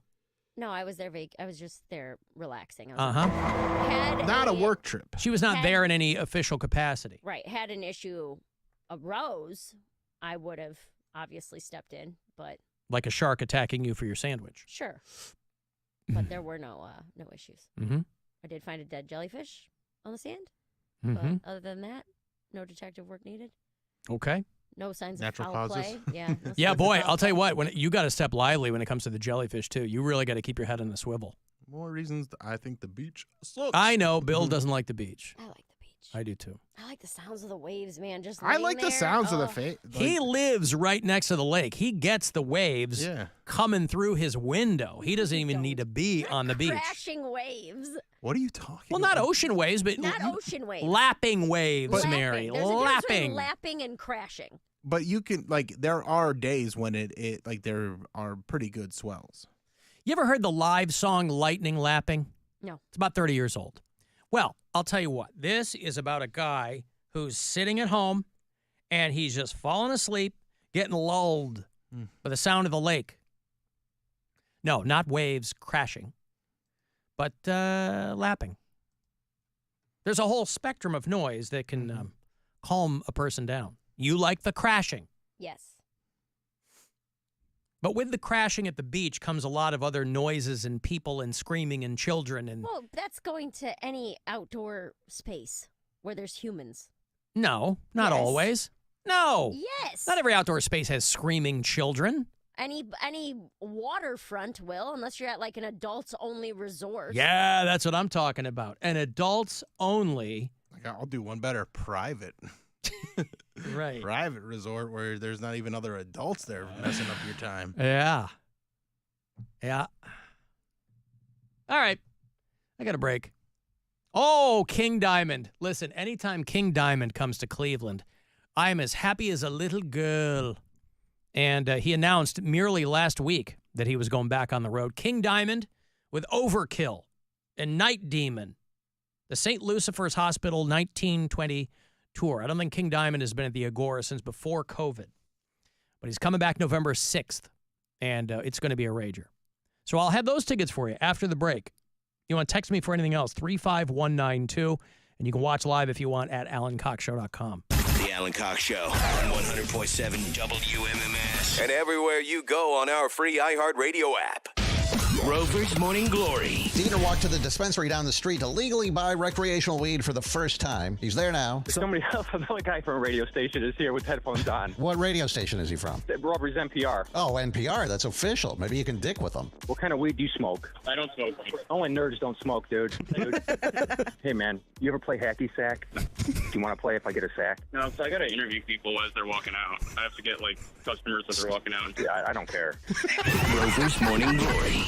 Weekdays on 100.7 WMMS and 24/7 on our free iHeartRadio app. In 10 days, face your fear in IMAX. Alien Romulus arrives in theaters August 16th. iHeartRadio. Olympics update. It's not just sprinters and swimmers getting the spotlight in Paris. Some smaller sports like fencing get worldwide exposure once every 4 years. I think everyone's kind of excited to see it in the world stage because it is a kind of niche sport. Texas State fencer Chris Tiemann says he's using the games to get people interested in the sport. Just last week, Lee Kiefer became the first American to win gold at 2 straight Olympic Games. For NBC's live coverage from Paris, search Olympics on the free iHeartRadio app. Your afternoon drive is brought to you by the Ken Ganley Auto Group, Ohio's #1 automotive retailer. Welcome to Nada Yada Island. This season on Nada Yada Island. You were charging your phone? I waited hours for you. That's how long it takes. Join Metro and get a free Motorola Edge that'll charge for the day in 15 minutes. At Metro, there's no activation fees. Only at Metro by T-Mobile. Bring your number ID and sign up for Metro Flex Plus plan. Offer not available if at T-Mobile or have been with Metro in the past 180 days. Requires 68-watt charger sold separately. Actual performance will vary. 30 Seconds to Mars presents Seasons, the World Tour. Live in Cleveland, featuring AFI. With special guests, Poppy and Kenny Hoopla. Blossom Music Center, August 7th. Get tickets now at livenation.com. The brand new album, It's the End of the World, But It's a Beautiful Day, is available everywhere now. Part of the Minutemen Concert Series. Thanks for calling Discover. This is Diego. Hi, Diego. It's Jennifer Coolidge. I just want to say your cashback match makes me feel so special. It really inspired me. That's great. Doubling the cashback you've earned at the end of your first year is what we do. Well, I'm doubling everything now. Double dating, double dipping, double feature, double header, double whammy. Basically double or nothing. You earn, we match. Discover Cashback Match. See terms at discover.com/creditcard. When you get out on the highway, you'll find that you never know what's waiting for you just around that bend or across that beautiful horizon. And on your journey, you'll find that full and empty are just states of mind until they aren't. And when that happens, you'll find Pilot waiting for you just off the exit. So stop by for some strong coffee, delicious food, and take 10 cents off every gallon of gas when you use the My Rewards Plus app at any Pilot location. Pilot, see you out here. Terms and conditions apply. Bush Loaded, the greatest hits tour. August 13th, Jacobs Pavilion. With special guests, Jerry Cantrell and Candlebox. Tickets on sale now at AXS.com. Bush Loaded, the greatest hits tour. A great night of incredible rock. Hey, you've reached Teresa and Benny. You know the drill. Hey, Teresa, it's Armando from Chase. Congrats on closing. I'm sure Benny will love playing fetch in your new backyard. Your Chase Home Lending Advisor will be there from pre-approval to closing. We're with you all the way home. Chase, make more of what's yours. Visit chase.com/home. Home lending products subject to credit and property approval. Rates and program terms subject to change. Other restrictions apply. Member FDIC. Equal housing opportunity. It's Mattress Firm's semi-annual sale and clearance. Save up to 60% on a wide selection of quality mattresses at every price. Plus, score a free adjustable base with a qualifying purchase. Hurry and stop by Mattress Firm today. Your family. They make you laugh, make your day, and make a mess. For over 65 years, families have trusted Coit for clean, healthy homes. Our certified technicians use custom methods to deep clean just about everything. Air ducts, flooring, furniture, tile and stone, even window treatments, all backed by our 100% satisfaction guarantee. Clean as new. That's the Coit commitment to you and your family. Call 1-800-FOR-COIT today to schedule your Coit cleaning and save 25%. Life's better with American Family Insurance because we know whether it's a new home or a new car. You've worked hard to achieve your dreams, and we work hard to protect them so you can enjoy the utmost peace of mind. Save up to 23% when you bundle home and auto. American Family Insurance. Get a quote and find an agent at amfam.com. Products not available in every state. Visit amfam.com to learn how discounts may apply to you. American Family Mutual Insurance Company, SI, and its operating company, 6000 American Parkway, Madison, Wisconsin. Mr. Hero introduces their next big hit, the Chicken and Bacon Waffle Doodle. Made with delicious, authentic waffles from Belgium, chicken, bacon, and more. Our customers are raving over it. You're gonna love it. Some good food, a waffle doodle, where it's at. Fuel your summer road trips with made-to-order food from GetGo, like the Smokestack pulled pork sub or sandwich, tender pulled pork, tangy barbecue sauce, cheddar, crispy onions, and Chipotle ranch. And you don't need a campfire to indulge in the sweetness of s'mores. Toast summer at GetGo with a made-to-order s'mores shake, cold brew or latte, featuring toasted marshmallow flavor, chocolate sauce, and crushed graham crackers. All your summer flavor favorites are ready at GetGo Cafe and Market. Better, believe it. If you're struggling with your utility bills, help is available.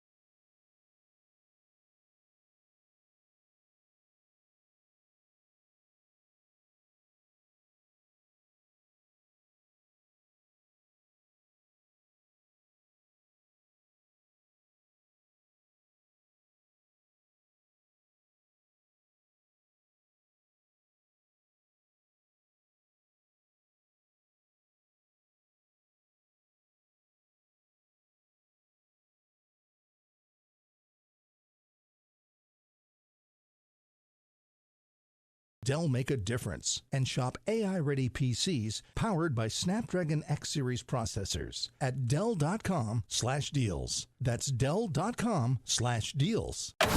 This is The Buzzard. From the Bath Authority Studios.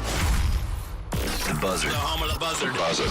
This is 100.7 WMMS. Cleveland. Now it's time to give stuff away. Alan is giving some stuff away. All right, the mighty King Diamond is back on the road. If you're a fan of our metal show, every chance I get to play King Diamond, boy, I will. St. Lucifer's Hospital 1920. That's the name of the tour, the new album. And they got killer support, too. Night Demon and Overkill who got about 40 years under their belts. It's all going to happen Wednesday, November 6th at the Agora. I think these just went on sale. You can grab them from me all week. AgoraCleveland.com is going to have the details. Don't know that King Diamond's been here since before COVID. So it's going to be an awesome show. All right, caller 10. These are yours. I'll see you there. Good luck. 216-578-1007 or 800-348-1007. If you can't beat them, join them. And if you can't join them, send a strongly worded letter asking why your application was rejected. Another helpful tip from the Alan Cox Show. On 100.7 WMMS.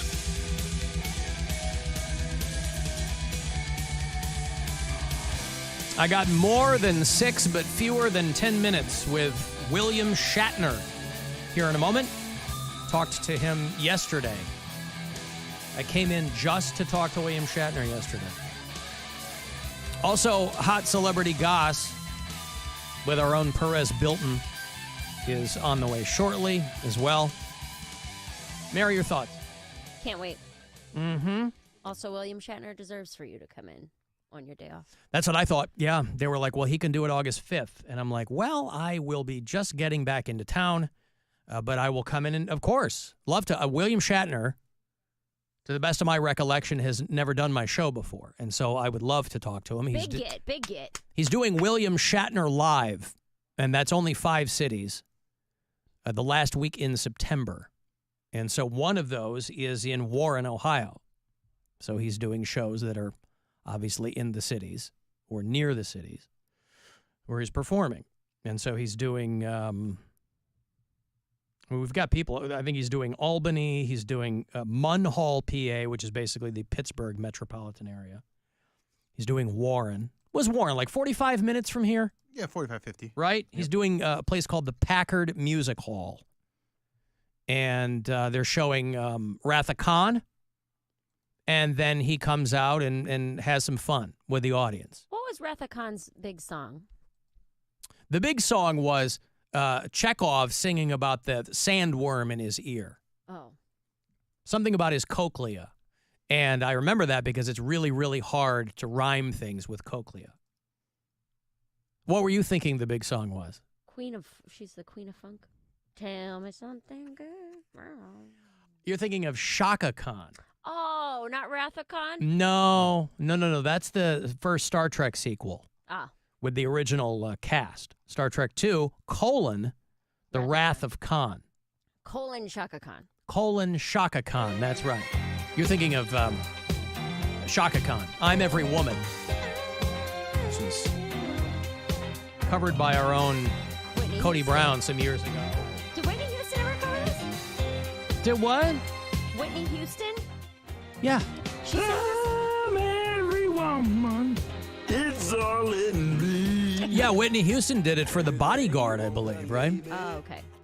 But it was originally Shaka Khan. It was originally Shaka Khan, baby. I'm Every Woman. Just an amazing, drumming is great. The whole thing is awesome. Because of a viral tweet, I always thought it was only Whitney Houston because someone's like, oh, you're a feminist? Name every woman. And someone replied, Whitney Houston. Mm-hmm. And that's a funny joke, but also misleading. You could be onto something there. I was just saying. A little misleading. You were just saying. I don't know. I was just saying. I'm just saying. Just chiming in. Hey, Dick. Hey, you're going over something I love. William Shatner, and I remember, who was it? Leonard Nimoy. Leonard Nimoy. He used to host a show called In Search Of. When I was a kid, In Search Of was one of those early kind of PBS shows where they'd be like, well, there was a UFO over the, it was Leonard Nimoy. Leonard Nimoy, and then who was the other guy I liked? Scotty. Yeah, they're all gone now. That original cast, I'm pretty sure that Shatner and maybe Walter, George Takei is still alive. Walter Koenig is still alive. Yeah. But Shatner is early 90s. I mean, he's still, I think for being a 93, 94-year-old man, he still looks pretty good. Yeah, he's done a lot of commercials on TV. I think for for what he did, he looks pretty darn good, you know? Well, we'll find out all about that in a few minutes. Yeah, but I just wanted to tell you about, I think I better get my tickets. I think the Guardians are going to go to the playoffs. And mark my word, they're going to play the Yankees, I think. The Yankees. I've got my pen, Dick, so I'm ready to mark your words. So choose them carefully.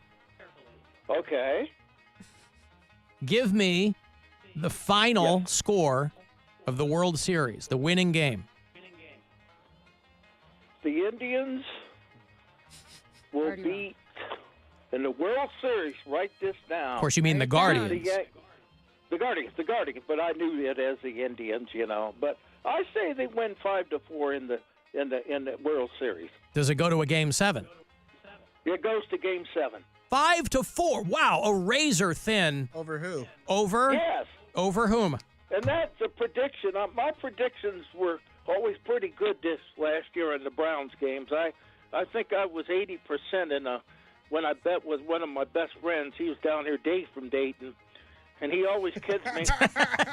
he always says, Dick, I'm not going to talk to you. He's been a Bengals fan, but he always gets he says, you're a pretty good prognosticator, Dick, and predicting ball Pretty good games. prognosticator, yeah, indeed. Dick, last season, you'll recall, predicted that there would be 17 games. And, boy, he was dead on. He even included a bye week. Yeah.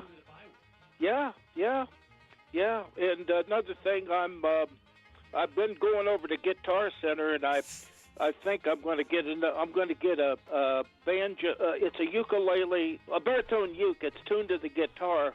The guy is going to give it to me for so I'm getting versatile. I play 5 instruments now, Alan and Mary and Bill. How about that? What, is it going to be like a gloss mahogany? What's this thing going to look like? You getting a baritone uke? It's just a little. It's like a uke. It's a big one. It's got 4 strings. Tuning to the guitar because the banjo ukulele is tuned to the uke. It's A, E, C, G. The DGBE is where they're usually tuned. Yeah.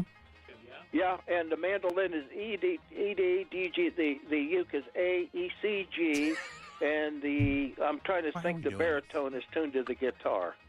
So, Bill, what did you want to say to Dick? I said, thanks for calling, Dick. Yeah, Appreciate always, it. buddy. Always. Yeah. Always. But you guys are great people. I love you all, man. I've got to get up there and play that mandolin or banjo, right? Yeah. Hells yes. That baritone uke. Bring it up. Okay. Well, have a good day. Everybody have Dick tonight. Wow, Bill trying to Hoping this just tornado get that's him. supposed to be coming through comes and puts us out of our misery. He's an old man. He doesn't have anybody. They got water spouts over the lake out by Avon. Yeah, right? We're like we are his lifeline. And Bill over here, hey, why don't you go jump off a cliff? I didn't say that. I just would like you to hang up the phone. Hey, why don't you do us all a favor? He keeps talking, even if we hang up the phone.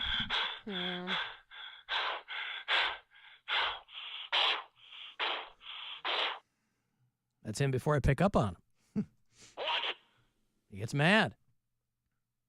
Sounded like a cat. How are the cats doing? Are they? They're doing great, dude. Buddies now? They're not buddies by any means. My cat definitely Frenemies. still hates the other cat. Okay, Bill literally asked. I'm curious. I hung up on Dick for this? Bill literally said. I did not bring it up. Bill said, "How are the cats?" And I'm simply replying, "We are making good progress." Bill wanted to go from Dick to cats. Wow. That's how much I don't want Dick. Wow. 359. I know it. I know what I said. Pussycats, Alan. I'm sorry? He'd rather talk about pussycat. That's right. Well, that's true. I mean, he's Yeah. I like the meow now. Broward Sheriff's deputies arrest a man who they say has more pussy than he can handle. I'm Kathleen Corso with that story coming up on Channel 6 Action News. I like the meow. Over that guy was saying it in that video. I like women's now. I like women's now. I don't like men's. Oh, you try the meow? Yeah, You try the meow meow? I get hard for women. I get hard for I women. don't get hard for men anymore. I get hard for women. Yep. Oh, you like the meow? I sure do. All right, go ahead, Mary. I'm sorry. Nothing. They're doing good. No, please go ahead.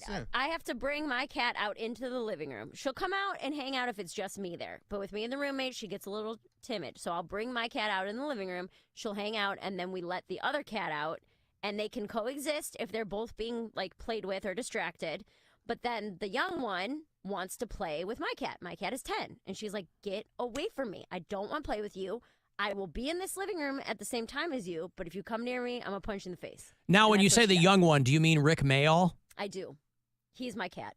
My cat, Rick Mayall. That was for two people in the I audience. don't even know what that. It's okay. Let's go past it. That was literally for two people in the audience. No. And so the cats are trying to get along a little bit better. My cat is beginning to tolerate the presence of the other cat. Well, that's all it takes. Yeah. The process of Progress. tolerance. And that's what we're saying is like I don't think they're ever going to be friends, but we are getting to the point where they can be in the same room, which is fantastic. This is all leading up to us not having to watch every single moment and close our doors and make sure, nothing happens. They're not fighting, but my cat will hiss and smack the other one in the face, and then the other one kind of goes away. But it's like she either doesn't care or forgets, because like 2 or 3 minutes later, the young cat, Chloe, will be right back in my cat's face. And I'm like, how do you... If every time you tried to hug someone, they punched you in the mouth, you think you'd eventually stop trying to hug them. It never stops me. Yeah. No matter how many times I'm at home and I get punched in the mouth, you know me. I'm a hugger. Yeah. Arms open. Big I'm emotional coming in. guy. I'm coming in. Physical touch. My love language. So, yeah. You know that's me. But it's exciting. We just want harmony in the home, Yeah. All right.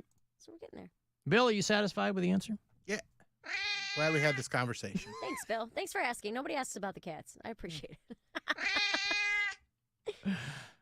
Mary's just sitting around, staring out at the surf, holding a half-eaten wet sandwich. How come nobody asks about the cats? More and more people are beginning to think that my roommate and I are lesbians, and the cat Why would they saga come to doesn't that help. conclusion? Well, I don't know, because we're Plenty two of women. single. Haven't you listened to J.D. Vance? I have. Plenty of women are childless with no cats. They're not lesbians or childless with cats, whatever. They're not lesbians. Just love cats. We like hang out. Like we go to the beach together. We went to the movies together. People are making fun of us. Saying we're They do that now, don't they? What? Call themselves lesbos. You guys call yourself lesbos? No, we're just friends. Even in a joking way? We're each other's only friends. So we've begun to hang out more and more outside of shows.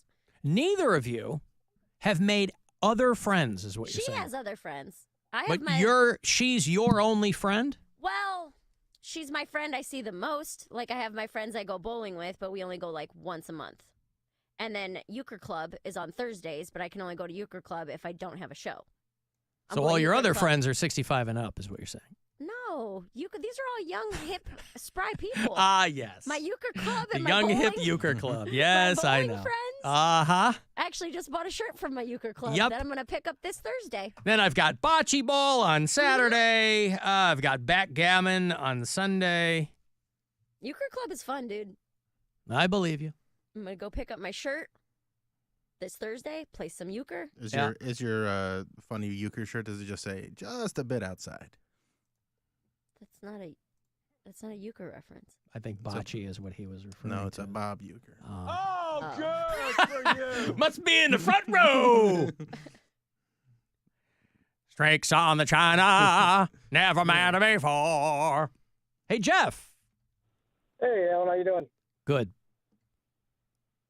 Yeah, so I'm in Avon, and I was inside the Kohl's when everybody's phone alarm started going off. Oh, good for you. Oh, you're in Avon. I didn't know what you opened with. Okay, and the storms were whipping through. Is that what was going on? Well, it was pretty quiet, and then everyone's tornado alarm on their phone went off, and then... oh, my God! Tornado! Tornado! Yeah, it's pretty much what... Where do you hunker down in a Kohl's? They said, everybody go back by the bathrooms, so it smells good. Wow. But everybody walked out okay. Did they give everybody a little bit of extra Kohl's cash for their trouble? I have no idea. Everyone's still in there. I left because I want to get home to my kids. Yeah, of course. Okay, well... they're in the basement. Everyone's safe, though. But, there's trees down everywhere. There's leaves everywhere. Yeah. Leaves? There's trees and leaves down. Oh, my God. The whole street's littered. The whole street is littered with leaves. Littered with leaves. Right. Okay, good. Thank you, Jeff. I'm glad you live to fight another day. It's probably getting pretty bad out where I live. Before I left town to go to my sister's wedding, I went to take a shower and turned the shower on, and a trickle came out. And I determined quickly that there was a water main break a couple of blocks from my house. And I had to hit the road. So I had to wait until I got to the hotel. Dirty, stinky man. Take a shower, right? We talked to William Shatner here. More than 6 but fewer than 10 minutes with somebody on the phone. Oh, I talked to William Shatner yesterday. He is doing a 5-city tour. William Shatner Live. He's doing Albany and Warren, Ohio. That's the gig closest to us. He's doing the Packard Music Hall the end of September. Bill, how are you? So, well, what about yourself? Was there ever a chance you were going to be Guillaume Shatner? I'm looking forward to coming to your town. William Shatner Live is coming through September 26th is when it's going to happen out in Warren, Ohio. This can't be the first time, Bill, that they've asked you to go out. I mean, with the depth and the breadth of the career that you've had, this can't be the first time somebody's come to you and said, let's go on the road and hang out with people. No, this is the second 5-city tour I will have done. I did it last year or several months ago, and it's exhausting. Yeah. Yesterday, actually, I was in Philadelphia performing, and a friend of mine came up, a musician that I've known, and he said, I sold my house. I'm on tour, he said, and I sold my house because I'm on tour so much. I said, you sold your house? He said, yes, I'm touring, and as we all know, getting to the venue is horrible. That's the work.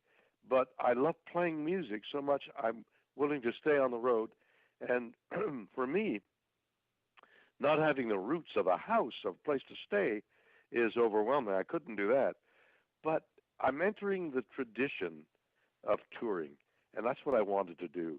Not as much as so many people do for months at a time, but this allows me to feel part of that long tradition of burlesque acts going out by train and entertaining and coming back. Touring is part of the magic of show business, and I wanted to feel that before I couldn't do it. So I did 5 cities last year, and I'm doing 5 cities this year, of which your city is one of them. And I'm just looking forward to being in front of an audience. So what we're going to do is play this refurbished movie, The Wrath of Khan, recolored, resounded, all that kind of thing, and play it at the theater, and then I'll come out afterwards and be live on stage and answer questions and tell stories and amuse and hopefully amaze the people in the audience. It's a wonderful evening in the theater, and I hope your audience will come out to it. The appeal of William Shatner is amazing to me because it's multi-generational. I came up in the era of the Star Trek movies and T.J. Hooker and Rescue 911. And my 8-year-old daughter, when I told her I was talking to William Shatner, she couldn't have been more excited because she watches The Unexplained. So she knows all these different things, and she was blown away. Well, that's wonderful. You've just made my day. It's true. Somehow, kids come up, and last night in Philadelphia, numerous children. There's a microphone in the auditorium for people to ask a question. So sometimes children will come up and ask very interesting questions that are not childlike. Yeah. And I'm able to connect with them because I have children of my own, including grandchildren who are of their age, and I'm sort of in their mind. It's a lovely time. The children and I have a great time. Nora, do you want to say hi? Say hi to William Shatner very quickly. Hi. There she is. I brought her because she's like, oh, the unexplained is like her favorite show. Yeah. That's wonderful. Well, that's the appeal of Star Trek, and that's what people will find if they come to the theater. Bring your kids. Let them sit down and enjoy the movie and enjoy my performance. They'll see the difference between what they've always seen on television, and in movies they'll see an actor on stage at the same time, and it's a very lovely experience for both me and them. You mentioned before or alluded to doing this kind of event while you still can, and I imagine you also mean while you still want to. Because, Yes. Do you foresee kind of down the road, you're like, well, this might be it? Yeah, it's occurring to me because the fatigue factor is there. When I came home from that last tour, it took me a couple of days. I spent the first day in bed, and then I exercised, Sure. and then I got up. But it took me a couple of days to recover my strength. I was exhausted, and that's a function of age. Your endurance and recovery level is different as you age, and you become aware of it. You become aware of, my goodness, wait a minute, I'm tired, or I just lost my balance, or, things like that. And yet, the knowledge that you still have the ability to perform and to create laughter. And Thinking about your friend, too, who was touring very extensively as a musician, there's a mental rigor that's required in something like that, too. Absolutely. You have to ignore the fatigue, overcome the fatigue for the energy of the performance. And it's there. If it's not there, you can't go on. I know that dude just broke your record going up on Blue Origin. You had been, I think, the oldest person to go up there. And then some guy, literally a couple of months ago, was a little bit older than you. You've got to go back up there again so that you can maintain. Somebody went up that was a little bit older than me? Yeah, some guy named Ed Dwight. He went up there in May. He was the oldest person. I'm not sure how old he is, but I really want William Shatner to have that. I feel like that guy that came in second in the 100-yard dash. Right. Yeah. I'm not going to take up much more of your time here, but it's a thrill to talk to you. Anyone could talk to you for hours on end about the X's and O's of your career. But for me, it was coming up in the Star Trek movies and T.J. Hooker, and I would see you pop up in sitcoms and things like that, and I just loved it every time I saw it. So. Thank you so much. Very kind of you. The fact that we're watching The Unexplained, among other things, is fantastic. William Shatner live. He's doing 5 dates, as he said, and we have listeners in all these cities. So he's doing Detroit and Warren, Ohio, and Pittsburgh area. He's going to Ashland, Kentucky, Wheeling, West Virginia, all towards the end of September. So get online, Google where those are going to be. Buy tickets. Star Trek II, The Wrath of Khan, and then Bill comes out and amuses and amazes and moves on to the next city. So don't miss this one. Kind of you to say all that. Thank you so much. Thank you, Bill. Take care, brother. More than 6, but fewer than 10 minutes. With somebody on the phone.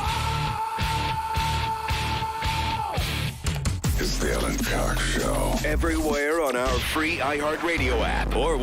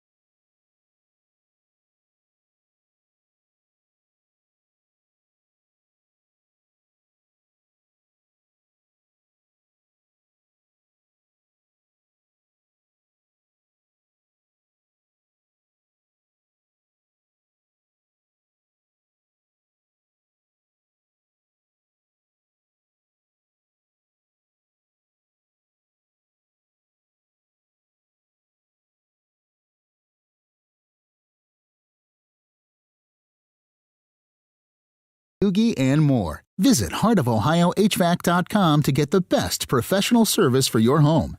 Ladies and gentlemen, rock and roll. Those were the first words heard on MTV on a classic episode of Math and Magic, Stories from the Frontiers of Marketing with iHeart Chairman and CEO Bob Pittman. Hear amazing stories from the team he led on the 43rd anniversary of MTV. We're going to pitch this for approval. And you go, what? We don't have approval? I quit my job. We don't have approval? Listen to Math and Magic, Stories from the Frontiers of Marketing with Bob Pittman on America's #1 podcast network, iHeart. Open your free iHeart app, search Math and Magic, and start listening. Time to get stuff away.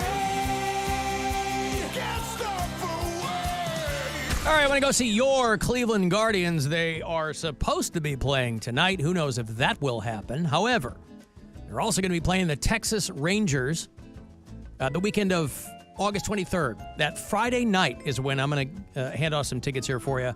That's 2 weeks from this Friday. I got a 4-pack. You and 3 pals. It's a 7:10 first pitch at Progressive Field. All season long, if you don't have that MLB Ballpark app on your phone, it should be there. It makes everything a lot easier. Friday, August 23rd, 7:10 start. 4-pack for you. Guardians, Rangers. Be caller 10. Good luck. 216-578-1007 or 800-348-1007. Should you dance or should you not dance? You can dance like no one's watching. He'll talk like no one's listening. It's better that you don't. Alan Cox. On 100.7 WMMS. Gwen just texted me that we don't have power at Casa Cox. Pay your bills, Closely man. monitoring that situation. Pay your bills.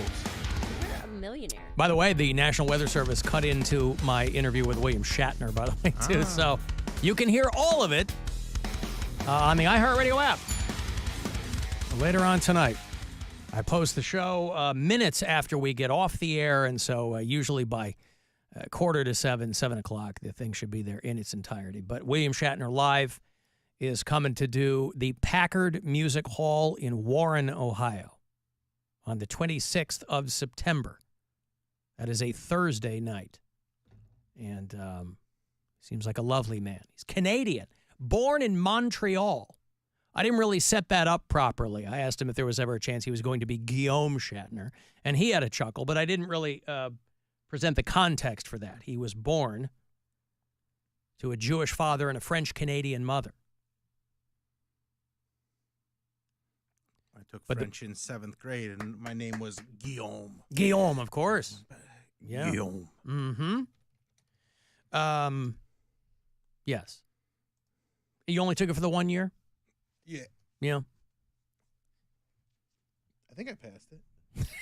You don't remember? No, I don't remember. Oh, all right. The way people remember school is crazy to me because it is all a blur. I don't remember teachers' names. I don't remember people's names. Well, you didn't care either. Yeah. Yeah, like people commit things to memory if it's important to them. I mean, sometimes you'll get random facts stick into your brain that you can call up for no discernible reason whatsoever. We all have that. But I'm not surprised that it would be like one, I remember like 3 You just wanted it to teachers' be names over. in 4 years. That's. Did you ever have a hot teacher? I bet you remembered her. No. No. We had Mrs. Koziel in the 6th grade, and I went to Catholic school K through 12. So most of the teachers were clergy, a lot of nuns. Again, you're talking 70s and 80s, so the teachers were all women. I mean, the first male teacher I ever had was in high school, my biology teacher. But in grade school, elementary school, K through 12, or I'm sorry, K through 8, we had nuns for teachers. But the handful of lay teachers we had, that's what they called them, because they were ladies. Lay, short for ladies, I believe. The handful of lay teachers we had were very old women. 6th grade, we got Mrs. Koziel, who we were like, oh my God. Now, for all I know, she could have been 40, but or rather, she could have been 21 years old. But to us, she was still like, the only lay teacher there who wasn't 80. So there were before she showed up, there were no boners that were happening in class because you had a hot teacher. Even she was just like I'm sure she was married, but she was easily, under 80, and that's all we needed. And so now, if I ever run into one of my elementary school or junior high teachers, I forget how old they are. So then I do the backwards math. I go, well, I didn't know how old they were then, but I can figure that out now. And there was one teacher that I had for 5th grade, also a lay teacher, who tried to make my life a living hell. And I have to assume in retrospect, or just from the random interactions I had with her as an adult, I have to assume that she was just trying to, quote, get the best out of me. And she didn't like me being class clown. And so she tried to make things very, very difficult for me. And then as an adult, when I'd run into her, she'd love to regale me with tales of how she really knew I'd do something because I was so funny. And I'm like, well, you were giving me like straight D's in conduct. Well, I was getting like hammered at home because you were giving me D's in conduct. She could think you're funny and you still are inappropriate. Nevertheless, but I wasn't inappropriate. You're inappropriate in that, like, you're disrupting class. Ugh. So you can still be breaking the rules, but in a funny way. Fine. Noted. So she has to punish you. Yeah, but then I'd get punished at home. She wasn't doing anything. She was writing a D in my conduct slot on my report cards. And then I have to take that Badge stuff of home. honor. Badge of honor. Yeah, you weren't getting spanked within an inch of your life. You don't know what was happening to me. Were you? I don't remember. Probably. I definitely got yelled at. Like the fact that you say badge of honor means you weren't. No, but here's the thing. The fact that you don't remember unless you blocked it out. Like, we got our asses kicked as kids. But we didn't get that for grades because, like, once you have bad grades so many times, like, I can't just. Well, they gave up. I can't just keep hitting this kid. Yeah, I won. My parents never learned that. I can't just keep hitting this kid. No, that was always. No, you got good grades though. Yeah, but I would get hit I always got hit for my mouth. I'd always talk back. That was my big thing, was like lack of respect and talking back to my parents. And look, you're a comedian now. I know. So you did win. All the time. See, I wasn't even doing that. I only got spanked because of stuff from school.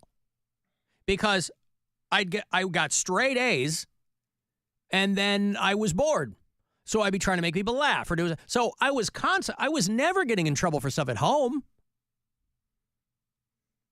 I wasn't a talk back to my parents' kid. I'm the opposite. I'm like, I can't get a little wiggle. I mean, again, my parents, I love them. They were doing the best they knew how to do, but they were very spare the rod, spoil the child type of people. So I was getting spanked. That was the defining characteristic of me, like 1st grade through 6th, was getting spanked all the time. That was how badly I was trying to make people laugh. Was hoping that word didn't get back to my parents. But every quarter, when the report cards would go out, and I'd be sitting there with C minuses or straight A's, and then a line of C minuses or D's in conduct, that's when, well, thanks. I guess they thought they'd spank it out of me. And I guess eventually they did. But that was more of a function of me just getting a little bit older and just doing different things. They probably got hit too, though. They did not. Oh, that was a choice. That wasn't generational. Of course. Yeah. I know my grandpa. No, it was no, and again, it wasn't, my shrink has said that, like, that's child abuse, right? And my brain doesn't go there because I knew kids that got hit. Yeah. And to me, that was different. That wasn't what it was. I was getting spanked. And so, but as an adult, I was like, I'm never doing that to my kids. And I remember when I first started having kids, my son he's going to be 24 this Christmas. And I remember my mom, she was still very much of the mind that that's how you had to do things. She's like, well, good luck when they're walking all over you. And I'm like, I will take my chances. I will take my chances that me not spanking my kids leads them down some dark path. Because I'm like, because my brothers, that wasn't their thing. They were getting into trouble way down the road. High school is when they were getting into trouble. And Can't wait till I go to high school. You're not Billy. spanking a high school kid. What's that? No, you're beating a high school kid. Well, they didn't do that either. I mean, again, that's not. They weren't doing that. We weren't getting thrown into walls. That was not my parents, but they believed very much in spanking. It was partially a Catholic thing. It was partially a boomer thing. I mean, whatever. That's where it began. A little bit kinky. That's where it began, and that's where it ended. So it was never. I never got slapped in the face. Nothing. Nothing above the waist.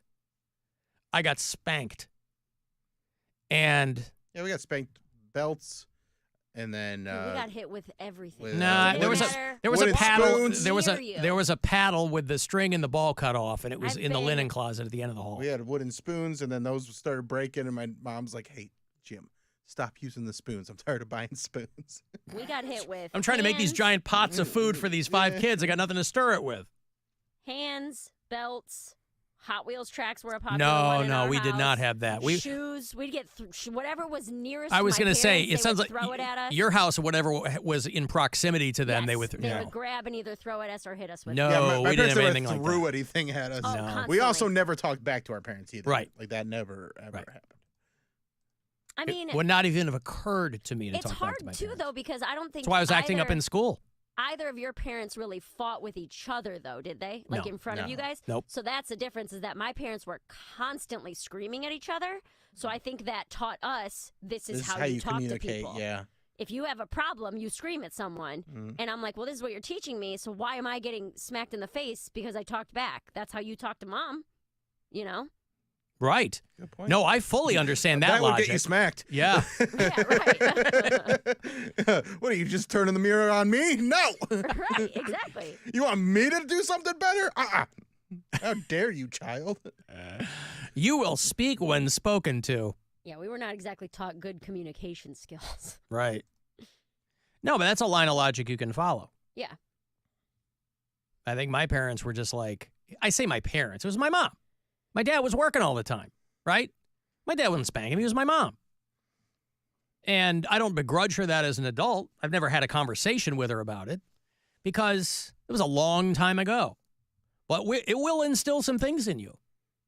It will instill an attitude and a mindset in you. But for me, it was never going to be, well, I can't wait to do this to my kids.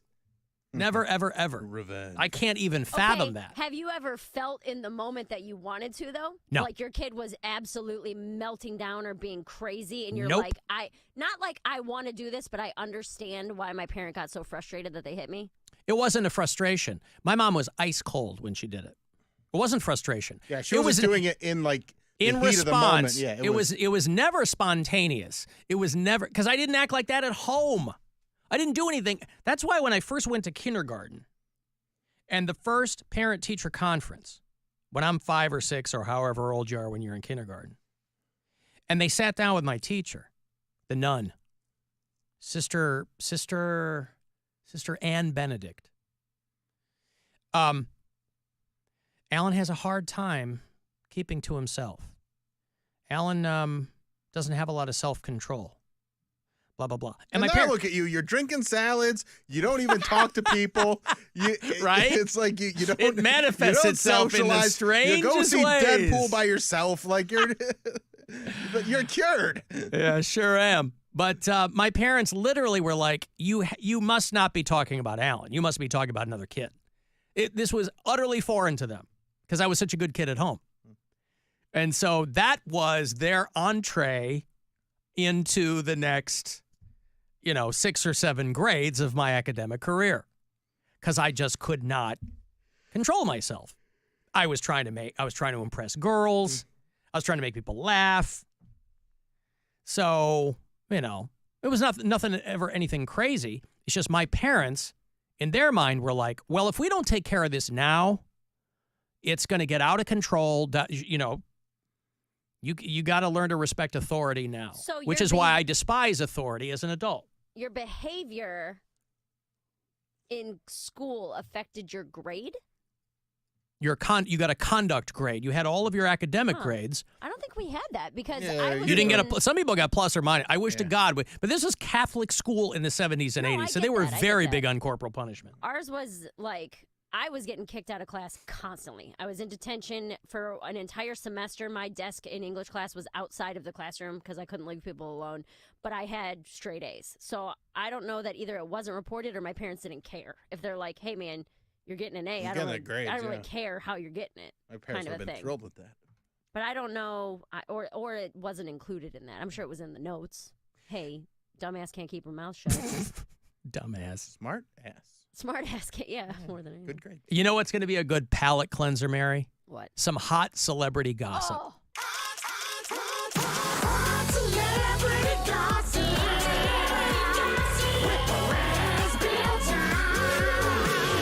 This is Hot Celebrity Gossip with Perez Built-In.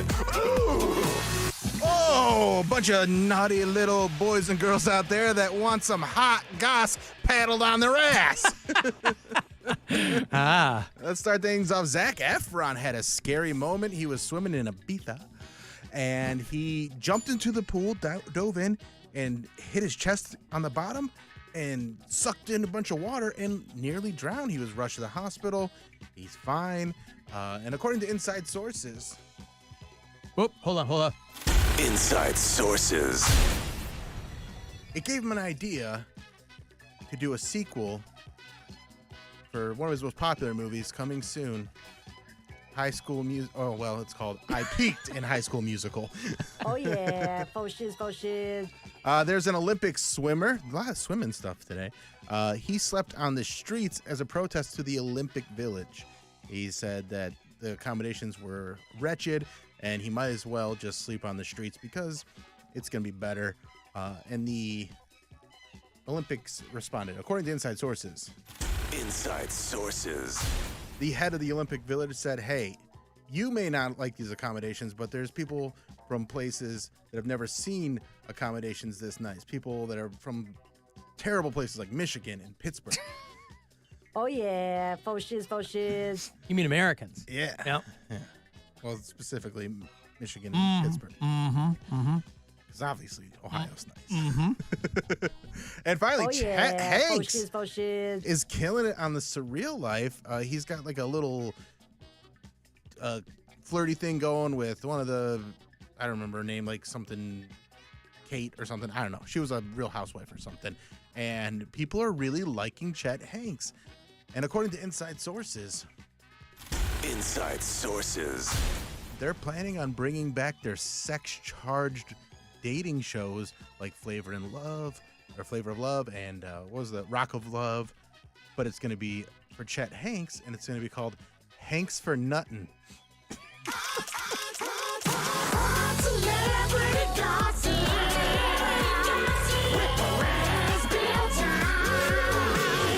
This is Hot Celebrity Gossip with Perez Built-In. Ooh! So we can see the signs. I can tell that you wanted to jump in love. I looked at you, I knew you wanted to jump in love. That Zac Efron thing was wild. He jumps in the pool and jumps so deep that it slams his chest. Yeah. Man, you think that brings in a giant bunch of jaw water, would have hit yeah. the bottom first. That dude, he's going to jam himself up something fierce. I don't know what's going on with him. All right, good. Well done. Mary, did you get Hanks for Nuttin'? I got it's it. like I got it. like jizz. I understood. Like Yep. Booyah shaka! Everything Irie with Chet. He didn't do that patois anymore, does he? Nah, he did that for a right. little while, and He got over He's it. like the hit of that show, though. Is he? People love him on I didn't that even know show. he was on it. Yeah. Well, everybody has a cultural appropriation phase, right? I guess. Chet Hanks was. All right, I got to take a break here. I want to send a text 35192, and we'll be back.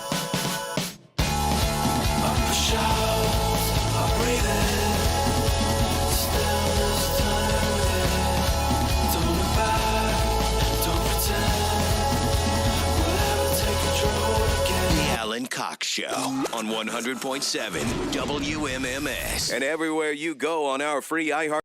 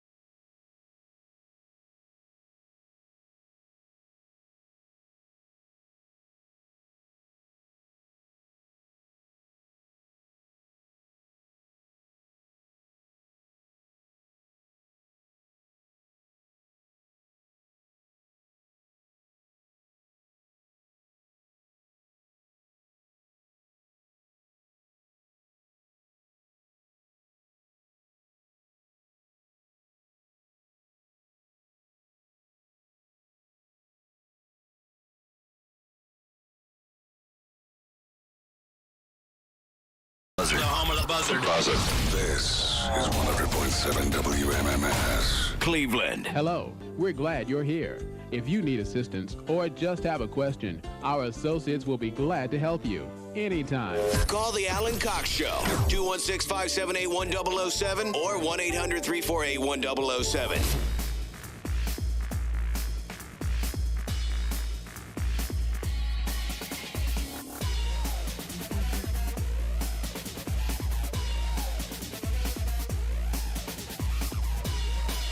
Oh, 35192 to send me a text.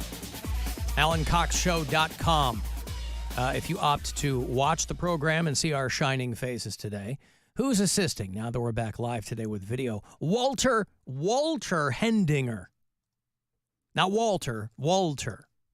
And thank you for that. While you are there, you can hit up the contest page at AlanCoxShow.com, and it will give you all the details on when you can come out and hang. I got a couple of Circle K ticket stops. If you are champing at the bit to get tickets to join us on the 24th, I can't blame you. It's going to be a good time. Captain Fun's Floating Fandango is our annual Alan Cox Show cruise. A couple of changes along the way. It's all brought to you by Circle K this year, so my upcoming appearances are going to be at Circle K locations. This Saturday, I'll be at the Circle K in Eastlake. The address is there for you at the website. And Saturday, the 17th, I'll be at the Circle K in Fairview Park. And if you weren't able to buy tickets for the cruise, because those went pretty quickly, more quickly than I had anticipated, you'll have to win them. But we're switching our boat to the Good Time 3, so it's much bigger, more room for us to move around. Mattitude's going to spin. We're going to have a ton of prizes for you. All three of us will be there. Mary's coming. I'm coming. Grr! Are you coming in just for that, or you book a gig or something? I don't have a gig. I'm just going to come in and be home for a couple days. Mm-hmm. This is my longest stretch since I've been in New York. I haven't, it'll be over 6 weeks since I've been home, since I've seen Brian. Really? Mm-hmm. 6 weeks since you've been in here with us? Yeah, week of 4th of July was the last time I was home. Well, time flies, right? Yeah. So the boat is sold out, but you can still win tickets. If you have that Circle K Inner Circle app, by the way, make sure that if you don't, make sure you have it. If you do, you'll be able to use it on the boat. We'll have all kinds of special prizes. But you can win here on the show if you come out to the ticket stops. But again, all the info there is at WMMS.com. A couple of things I sat on because I wasn't sure if you were going to hit them in Perez-Bilton while we were gone. I think over the weekend, our friend Wes Scantlin got arrested. Oh. In a very big way. They called the SWAT team out. What? Our buddy Wes Scantlin from Puddle of Mud, who is always getting into some kind of trouble, not just vocal trouble. I need an easy friend, I do, with a head to hand, I do. Make you fit this shoe, I do, but you have a clue. Take it, then it's wrong. You hang me out to dry. I can see you every night. Rain. I mean, the guy's the picture of health. So I'm surprised that he's so, I mean, when you see him, he's still rocking the backwards baseball cap. I wonder if he knows he can stop doing that. You know, his benefactor in the rock and roll biz was one Frederick Durst. Fred Durst is who signed Puddle of Mud to his label some 25 years ago. Did you see the people there like, hey, everybody seemed to have the same idea going to the Limp Bizkit concert. It's just a sea of people wearing a black T-shirt with the red hat backwards. It's very funny. Well, these days, there's probably a lot of MAGA hats that can double as flip those puppies backwards and take it to a Limp Bizkit show. It's supposed to be a fitted New York Yankees. Yankees. The New York Yankees. The New York Yankees. Yeah. Nakey. The Yankees. Backwards red. Yeah. But even Fred Durst isn't doing that anymore, right? No, he's wearing like a big... he does a bunch of weird stuff. Wears like a derby and a dad fro wig or something. Mm-hmm. Yeah, Wes Scantlin, you know, before they got signed to Fred Durst's label back in the day, they were essentially the hardest rockin' Kansas City bar band. But Wes Scantlin can write songs, you know. He just has a hard time keeping it between the ditches. He was arrested after a traffic stop turned into a standoff. They resorted to using pepper spray to get him out of his car. They pulled over his black Hummer H2 in Burbank for a traffic violation. Who knew people were still rocking the Hummers? And they asked him for his ID, and then they ran the ID. And they found out that he had an active warrant, a weapons charge from LAX. And he's been scooped up a lot of times. I mean, to the point where TMZ has an entire gallery of Wes Scantlin mugshots. And so they asked him to get out of the car, and he said no. And they sent out a crisis negotiator. And he still wouldn't get out. Now, if this was any other dude, they probably would have dragged him out of the car. So they pepper spray him. That didn't do anything. And so this is 4 a.m, by the way, in Burbank. Oh. So they brought the SWAT in, and they broke the car window, and then they shot the non-lethal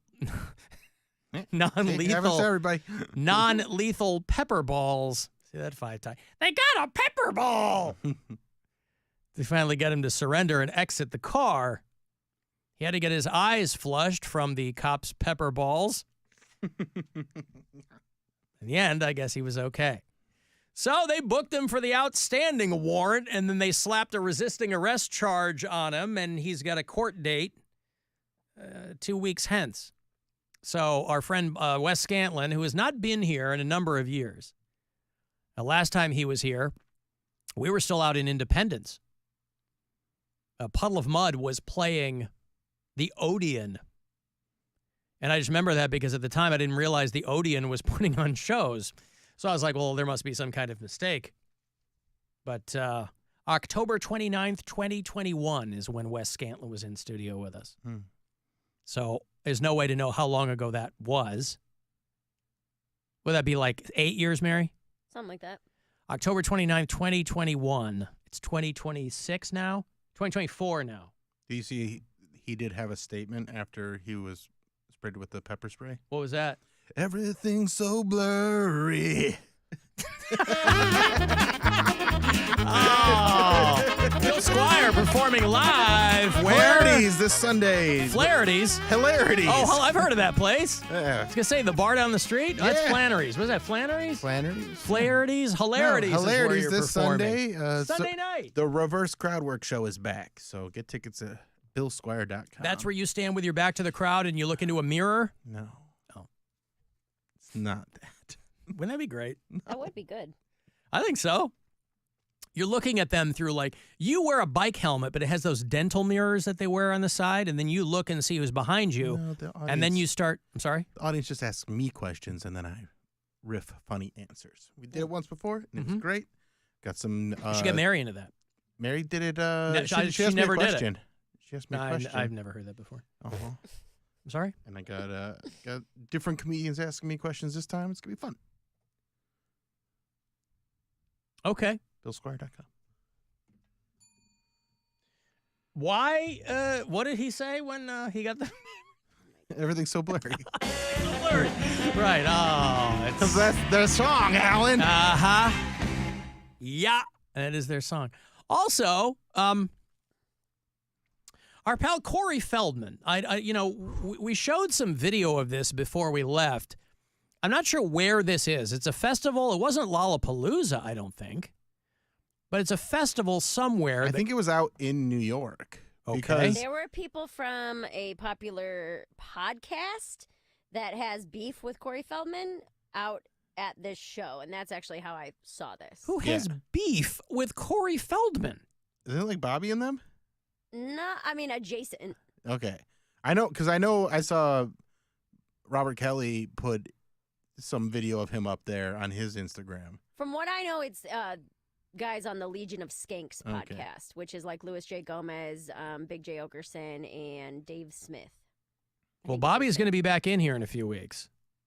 So I don't know anything we'll get to the bottom of this beef. Yeah, I don't know anything about it, but I know there's some, it's contentious.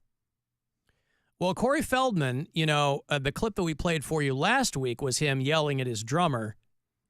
The backing track, somebody screwed up. And, of course, he immediately, reflexively blamed the band and apologized to the audience, saying that his band was whatever. And the video that's going around now, the headline I saw was, Corey Feldman appears to murder innocent guitar live on stage. Now, I don't know if Corey Feldman has ever actually picked up a guitar. I know he's picked up all of his dance moves from Michael Jackson. He loves to tell people in some kind of defensive way that he learned all of his dance moves from Michael Jackson. That Michael not only learned them, we could all learn them by watching, that Michael Jackson taught him personally. Of course, that's kind of Corey Feldman's claim to fame in addition with everything else, is that he was super tight with Michael Jackson. And, that's a rickety bridge to plant your flag in, but okay. And so he whips out all those old Jacko moves and whatever. He's got the jet black long hair, and you have to give it up for Corey Feldman because he, for whatever reason, he's bizarrely confident. He goes out there. I mean, you've got to stay in front of people. You've got to get past all the nonsense. No matter what, you need people talking about you. And so I don't know if he has great taste in guitars, but somebody does. A tech or somebody. He was playing an Eddie Van Halen 5150 Deluxe, which has got all kinds of great stuff on it. I'm using the word playing loosely because it looks like, if you've seen this video, that Corey Feldman has never picked up a guitar in his life. And so the video going around is of him, quote unquote, shredding. Yeah. You've seen this, yeah? Yeah. His guitar solo. But any guitarist would They're want all to. just jealous haters. If you play the guitar, you would want to take a melon baller and scoop your eyes out watching him do what he's doing. Even if you can't tell by listening to it, watching it would drive you mad.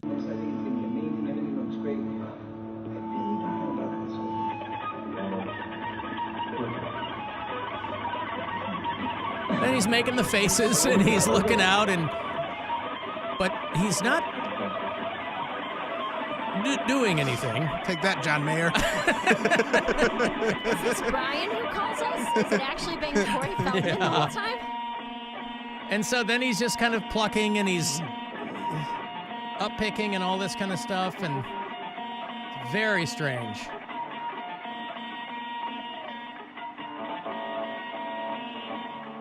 Yeah, that's his solo. That was it, but he was kind of moving his fingers fast like he's trying to do some Eddie Van Halen stuff, and it's... What's a finger bang? Finger bang, bang, bang, bang, finger bang, bang, finger bang, bang, bang, bang, finger bang, bang, finger bang, bang, bang, bang, finger bang, bang, finger bang, bang, bang.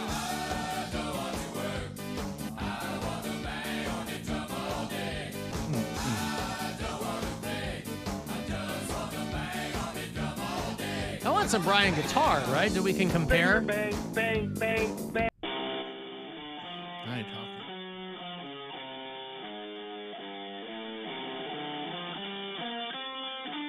I'll put it up there with Corey Feldman on the live stream. There you go. That's him playing.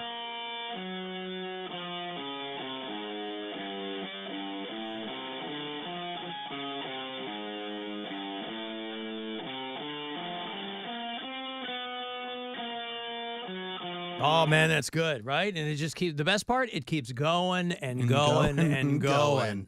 Mm-hmm. Corey Feldman, this guy. So, yeah, he's out there and he's doing stuff, and I can't imagine why anybody would have official beef with him because he seems harmless. I don't know. I don't know the story, but I know they were like live streaming his set. I'm assuming making fun of him. Yeah. Because I've heard them talk about him before. All right. Well, then we're going to get to the bottom of it when Bobby Kelly's back in here. No, Bobby's not involved with those guys. Oh. Bill said that. No, but I thought he does the bonfire with Jay now. Yeah, but I don't know that he's part of that beef. I don't think he's part of the beef, but I just saw anything about it. I saw Bobby post on his Instagram that he was just watching the best up there shredding. Just, he's obviously beautiful. Yeah. Yeah, he says, the amazing Corey Feldman jamming out. Of all the concerts I've been to, this is the greatest moments. And it's him doing the. And we like, it's that moment from just like a different view. Mm-hmm. That mirror suit he's got is real cool, though. I mean, it's like broken shards of mirror that are all stitched onto a jacket. And pants. Yeah, and pants. But yeah, Corey Feldman, I mean, he's still out there and he's doing stuff, and somehow he must make enough to be able to pay a band. I mean, nobody's going to get rich going out with him. But he is been sober for 25 years. That's the amazing thing, too. Any other person, you would look at them and say, they are having a tough time. But, Corey Feldman famously had a difficult time with drug addiction after his friend Corey Haim died. The two Coreys. Recall the two Coreys back in the day? Mm-hmm. Hey, Will. Hey, how's it going? How are you? Not too bad, not too bad. I just wanted to call quickly to explain the beef between Corey Feldman and those guys. Oh, yeah. Clue me in, because I'll tell you what, I'm not going to be able to sleep tonight, Will, until I clear this up. I'm glad to help. It's actually started with the Bonfire podcast. It was Big J. Ogerson and Dan Soder, and they used to constantly clown him and make fun of him, and they made fun of his live performances and his biography and his biographical Lifetime movie, and they would just they had like hours and hours of content, and he got wind of it, and you can imagine Corey Feldman's personality. He did not like that very much. And so they just went on and on and on from that? I mean, it got to the point where they were trying to sneak into his concerts, and it was one of those old school radio type of deals. They even said they didn't have a big problem with him. They just, like everyone, caught on to the fact that he has no self-awareness, and he just enjoys, like he thinks that he's better than what he is, and he's a little pompous. But they always said they were big fans of him as a child actor and the Lost Boys. But he just, as you can tell with guys like that, he just hated their guts. Yeah, I do remember that, because I used to listen to Bonfire when I had Sirius XM, and I remember them talking about the documentary put out, and then also like some of their listeners going to Corey Feldman gigs and like reporting on it. Yeah, it didn't help that they also did impressions of him, and I'm pretty sure he hated that too. Yeah, clearly the guy's in some kind of pain. I think you kind of got to give him a wide berth, rather than go in. Okay, thank you, Will. I appreciate it. Oh, no problem. There's Will, filling in the blanks. You've seen Soder do Woke Rodney, yeah? Oh, yeah. He's like, I'm telling you know who doesn't get any respect? Women of color. I'm telling you. The only Rodney joke I ever wrote that sounded like that was when I was like, hey, they say gender's fluid. If that's the case, I'm in love with a puddle. Women of color. Yeah, it's pretty good. Dan Soder. All right, well, anyway, Corey Feldman shredding. If you haven't spent much time online today, just Google his name, and that will come up. That's the only reason he's trending today. All the weather nerds, by the way, are hitting me up about the tornadoes in the area. Avon, Bedford, Hudson. A lot of power outages. A lot of power outages, including Casa Cox. Yeah, my house. I'm already starting a GoFundMe. Just got an email that the power's out until 7:30. They said is the estimated time for them to get it back up and running. I got the 7 o'clock text, and you have to wonder how long it's really going to take. Right. Oh my God! Tornado! Tornado! Hoping we can still do our show at Brothers Lounge tonight, because their power's out too. Oh boy! Now what? Will you get a night off if that doesn't happen? People probably won't want to come either, dude. If there's a tornado watch. Shut up. They'll want to be I'm inside. saying it might be safer. It might be safer to not do it. Listen, people that like my comedy aren't like just, oh, we're afraid of tornadoes. They'll come out. They'll come out. Oh my God! Tornado! Let some stupid Wait, tornado are stop you them. implying that people who are worried about tornadoes are nerds? Yeah. Ah, you want comedy nerds, not weather nerds. Exactly. Huge I see. nerds. Right. Hiding in my basement. Area outside there's wind. Should go do the show in somebody's basement. Corey Feldman opening for Limp Bizkit. I will be on Sunday. Hilarities. That's a basement. All right. I'm going to break here. If you want to send me a text, 35192. For anything, want to go see Megadeth and All That Remains. That's going to be a show, boy. I'll have tickets for you for that after we return. MMS presenting Megadeth's Destroy All Enemies Tour. That's the end of September 22nd at the Cleveland Masonic. So we'll get you set up for those coming back.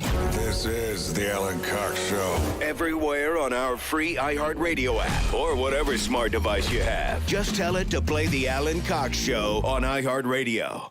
In 10 days, face your fear in IMAX. Alien Romulus arrives in theaters August 16th. Win your way to our 2024 iHeartRadio Music Festival, presented by Capital One.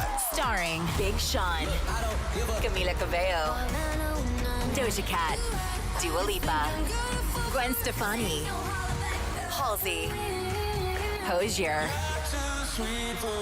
Keith Urban, New Kids on the Block, Paramore, Shabuzi, The Black Crowes, Thomas Rhett, Victoria Monet, and more. September 20th and 21st. T-Mobile Arena here in Las Vegas. Streaming live only on Hulu. Keep listening for your next chance to be there. At our 2024 iHeartRadio Music Festival. Presented by Capital One.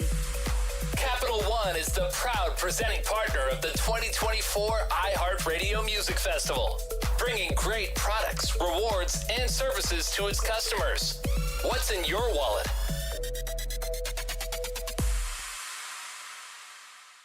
From the Universal Windows Direct Weather Center, WMMS Weather. Showers and thunderstorms ending early tonight, down to 62. Tomorrow, mostly sunny with a high of 79. Thursday afternoon, slight chance of thunderstorms and a high of 85. This report is sponsored by Pella Windows and Doors. The heat is on, but if you're warm inside your home, then it's time for Pella's energy-efficient windows, engineered to deflect the heat. Take 50% off installation or pay no interest for 12 months. 877-98-PELLA, PellaCleveland.com. Looking for a career change? Join Giant Eagle and discover a place to build your future. Giant Eagle is hiring experienced Class A CDL drivers. Enjoy competitive pay, comprehensive benefits, and the opportunity to make a difference every day. With regional travel, you'll be part of a team that values hard work, commitment, and respect. Don't just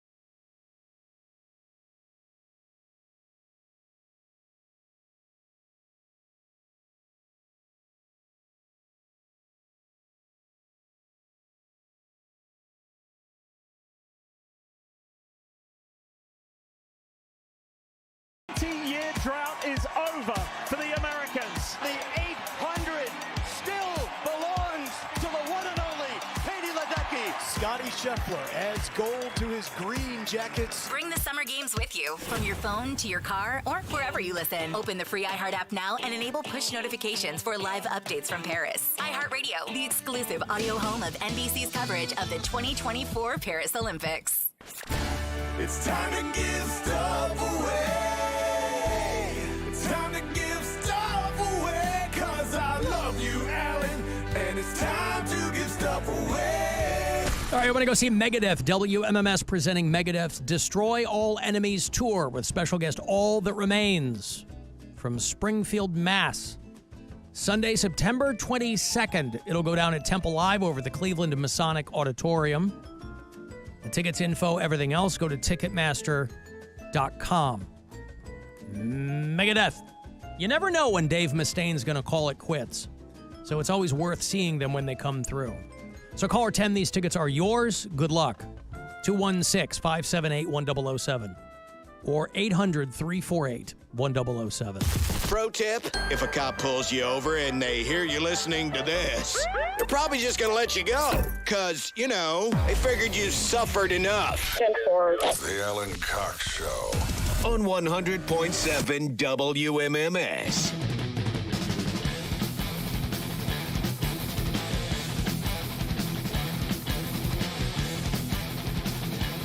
Oh, that's going to be a good show, boy. All That Remains, Megadeth. Hooah! Hey, Smitty. Hello, Smitty. Are you there? Come in, Smitty. Hi. What's up? Hey, nothing much, man. I called last week. You sure did. Bill Squire's comedy. Yep.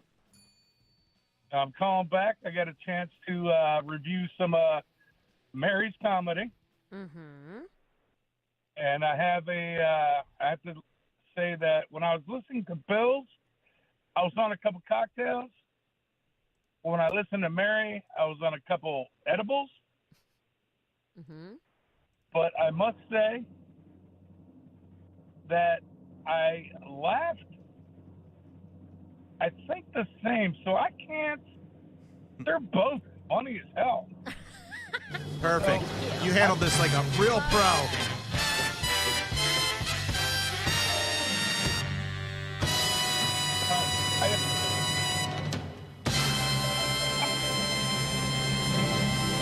Well, I know they'd hate me saying it publicly, Smitty, but I know that both Bill and Mary were unable to enjoy their weekends as much as they normally would have otherwise because they were waiting with bated breath for your review.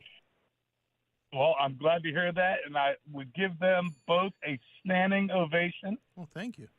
I think that they're both great. Now, I saw like two clips. One when it was a big Bill, and then a smaller version of Bill, and then a little heavier Mary and a smaller version of Mary. Mm-hmm. And I'll tell you what, they were both dead on. You can't deny them the skills that they have. Thank you, sir. So you're not. So a couple of things we can come away with, Smitty, is under the influence, whether it's edibles or drink, they're great, and their respective weights have no bearing whatsoever on the level of your enjoyment of their comedy. Absolutely, 100%. All right. Anybody have more questions for Smitty before I let him go? Everybody satisfied? So. Anybody have? This is a time Is the power to get your... out where you're at? Yes, I drove in that shrimp. Oh, now and there were trees falling, branches blowing, leaves circulating. Uh-huh. He's like Cusack in that limo in 2012. Exactly. Right. That's what I thought I was going through. Right. Okay, well, as long as you're safe, Smitty. What's that? As long as you're safe. Oh, I'm safe back in my garage. All right, good. All right, thank you, Smitty. Thank you. All right. There's Smitty, safe and sound in his garage, and couldn't wait to get home so that he could tell the two of you what he really thinks about your comedy. Which is good. Appreciate it. And, yeah. Now, if he had had a less than stellar review, would you have chalked it up to him being under the influence? Of course. No. No, of course. For me, not. Oh. See, that's what I was waiting for. I was ready to pounce because I was waiting for him to go, and I would have done it for you. I would have said, of course, well, you would have eaten an edible. Although they may have helped. I mean, the edible might help. The drink might hurt. You never know. But You don't know people are what kind of doing- drunk Smitty is. People are doing that when they go to live shows, too, though. Mm-hmm. They're drinking and taking edibles and stuff. Oh, yeah. So I took him before a tell. that's what he said. Yep. A couple of program notes. Dr. Ryan Berglund will make his triumphant return to the show on Friday. Nice. For a segment that we call Is It Red? Dr. Ryan Berglund is he's the king of his field. He's tops. He's a surgical urologist from the Cleveland Clinic. Harvard grad, Columbia University. His bona fides are unimpeachable. And he takes his time to join us a few times a year, try to solve some problems for you guys who've got some weird stuff going on. I'm looking at a couple of emails right now. People have questions or situations that they want me to ask Dr. Berglund. If you're not able to listen live, you can email me a question. That is just alan@alancoxshow.com. If you can listen live, we'll take your texts and your calls on Friday afternoon. That'll be in the 5 o'clock hour. Dr. Ryan Berglund will be back for a segment called Is It Red? She mentioned it there in the traffic. Faith did, but I think it bears repeating because people seem to forget every single time that traffic signals with no power are four-way stops. Mm-hmm. It's interesting that marijuana's been legal in Ohio for one day, and then we get tornadoes. Oh, God's mad. God's mad. Oh, that's what it is? It's got to be, right? All right. Tornado! Tornado! He finally got over all the gay marriage? I mean, I mean, he's not over right now it. it's about drugs. Right now it's about drugs. Yeah, today's drugs. Okay. He gets mad about certain things on different days. Mm-hmm.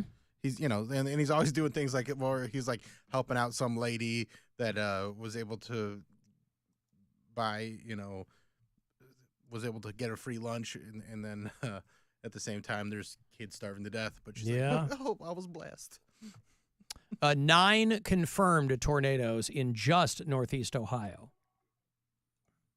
That's a lot, if you ask me. 9.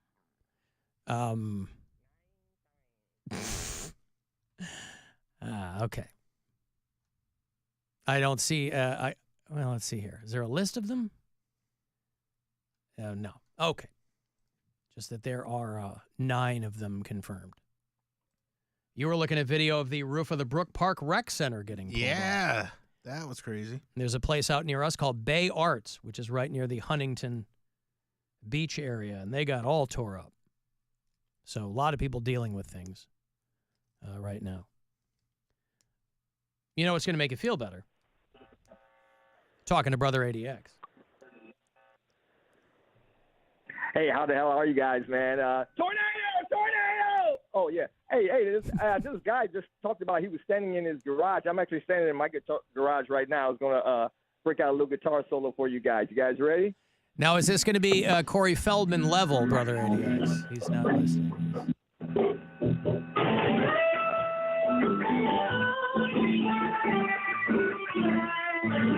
It's not fun when they can actually play well. There we go.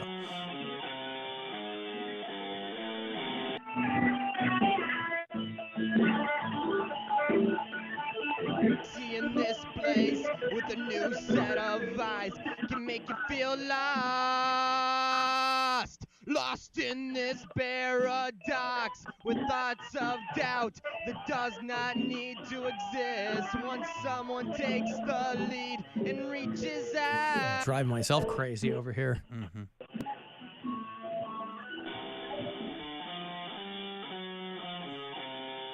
Brian or Brother ADX? Which one do you think is... It's a good old-fashioned shred-off. I'm trying to hope for another power outage. Yeah. Where's he getting his power from? The moon? I actually have good power over here. I got Cleveland Public Power, dude. So we never have a problem over here. All right. You down with CPP? I'm down with CPP, baby, like OPP, baby, brother, ADX in the biz. Hey, man, I'm glad you guys, taking calls and stuff still, man. I'm glad iHeartRadio still has their power down there. So, well, sure. Good. We've got a series of levers and pulleys. I'm sure at this point in the company's fortunes, I'm sure that there are hamsters on wheels back there, brother ADX. So we'll be fine. Don't you be concerned about us one bit. Help me, please. I crashed my flying machine. Another casualty of the storm. It's terrible out there. Son of a bitch. You want to be careful. Ooh. What? I just got a picture of a power line that is down over by Brothers Lounge, so it looks like we probably will not be doing the show tonight. Also, I can't imagine that the Guardians are going to play tonight. Just given everything that's going on I know they wait until the last minute to really call the games, but I mean, I would not be surprised at all if they said, yeah, it's not going to happen. And obviously I can't confirm that, but they're supposed to play Arizona at 6:40 tonight here in Cleveland, Progressive Field. Gee, how'd you make that connection, Einstein? I've been getting a lot of calls from people about they're down there in Florida. I heard from Laura, who's one of our bureau chiefs. Who else called me? Corey from Tarpon Springs called me. He's like, "Hey, man, we're living through it," something like that. Alan, baby, Corey in Tarpon Springs, calling you in the midst of Hurricane Debbie out here surviving the waters. You know, I'm a super fan, and that is putting it mildly. I was not kidding. In the past, 24/7, baby. You were in my ear. And I duped myself, man. I went back randomly, punched in. It's the stupid national anthems again. I know it's been weeks and you haven't played them. I did it to myself. But holy hell. And if we're going to talk national anthems, nobody said Kelly Clarkson. They still play it on random country music stations when I'm driving back up into Ohio and I'm in the hinterlands. They'll just randomly play it. Phenomenal. Kelly Clarkson makes me cry and weep like a baby when she opens her mouth to sing. All right, love you, man. Bye. Makes him weep. I've never heard the Kelly Clarkson national anthem. You ever heard that? No, I don't think so.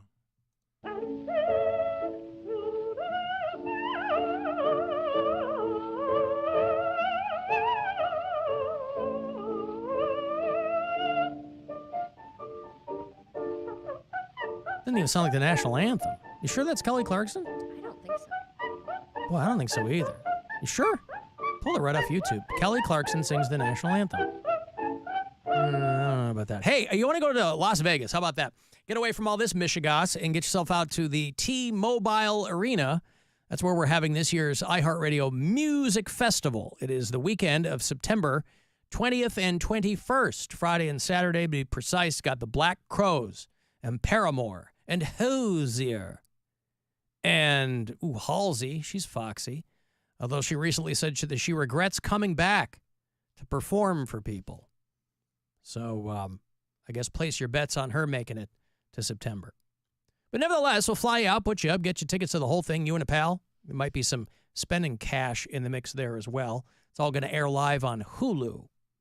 And you could be there in the crowd, screaming and yelling. So here's your shot at the trip. Good luck. Now your chance at $1,000 and a trip to our iHeartRadio Music Festival. Text the nationwide keyword music to 200-200. You'll get a confirmation text and info. Standard data and message rates apply in this nationwide contest. That's music to 200-200. WMMS.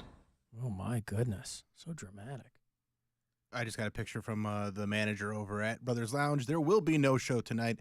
There is a telephone pole that is down in the parking lot, and it's their whole power grid is out over there. Wow. So, yeah. Right there where Lakewood kisses Cleveland. Yeah, and just for safety, I mean, you can't go around all that. There's live wires all over the place. Scary. I texted my sister and I was like, "Hey, are you guys okay over there?"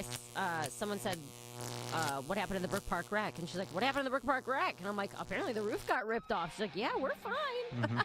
Nothing's going on." Well, they live in the Brook Park wreck? They live like a mile from there. Oh, They live yeah? far from there, yeah. Oof. It's like those pictures you see where like a whole line of houses get destroyed and there's one house where it just didn't do anything to it. In my estimation, you want to be that house. But, now that we're not in the front window studio anymore, we don't see that stuff transpire. But this has nothing to do with the hurricanes, obviously. It's just a convergence of other storms. It's the weed and God's man. Oh, I'm sorry. Yeah, the weed, yes. Come on. I'm sorry. That's what I'm putting in the caption of the post I'm going to make. Right. In Chesterland, we got absolutely walloped, somebody says. And that's out there in the sticks. That's Brian's hometown. His parents are in Chesterland, and he called me in the break. He's like, "I'm trying to go with my parents. They won't answer the phone." I'm like, "They're not dead. Yeah. Just call them back. I'm going to be okay." Yeah, my girlfriend's power is out, and she's out in Perry, so, like... Was he getting all over the was he worried about his inheritance? I think he's worried that they're not okay. I mean, that puts you one step closer to the inheritance, though. Is that what he was worried about? I don't think so.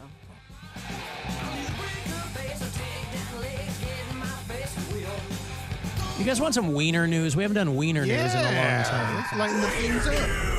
Oh my God. What? My sister sent me a picture on 130th, and it is insane. Group chat. Like 7 or 8 power lines in a row, all taken down. What is going on, you guys? Quit making God mad. God mad at wheat. And it's like, come on, God, you're the one that put it in the ground for us to find and grow and smoke. Yeah. And now you're mad at us because we learned how to do that? Kind of a dick move. Hold on, I'm texting my wife very quickly. Oh, man, that's crazy. Yeah, dude. That looks like that's like crazy. That's like a movie picture. Yeah, that's wild. Yeah. Trees and 1, 2, 3, 4, 5 that I can see. 5 power lines down. Wow. Guys, I love you all. Be safe. Cleveland friends and family. Jeez. Here's my post because I have to cancel this show. So it's due to legal weed in Ohio, God sent tornadoes and they knocked out the power. So no show tonight. Stay safe. Right. I think that says all you need to say, really. All right. Wiener news. Sorry. No, it's okay. Just trying to focus myself here. The adult film company Cam Soda, which, of course, is a person's name. It's short for Cameron Sodapovich, has offered that French pole vaulter $250,000 to do some weenie work for them. They said, if you give us an hour-long webcam show, we will give you $250,000. Now, Olympians famously don't all get rich. There's only room for so many people on the Wheaties box. And you might have seen the video of the guy who missed the gold in the pole vault because his dong caught the crossbar. He knocked down the crossbar with his balls.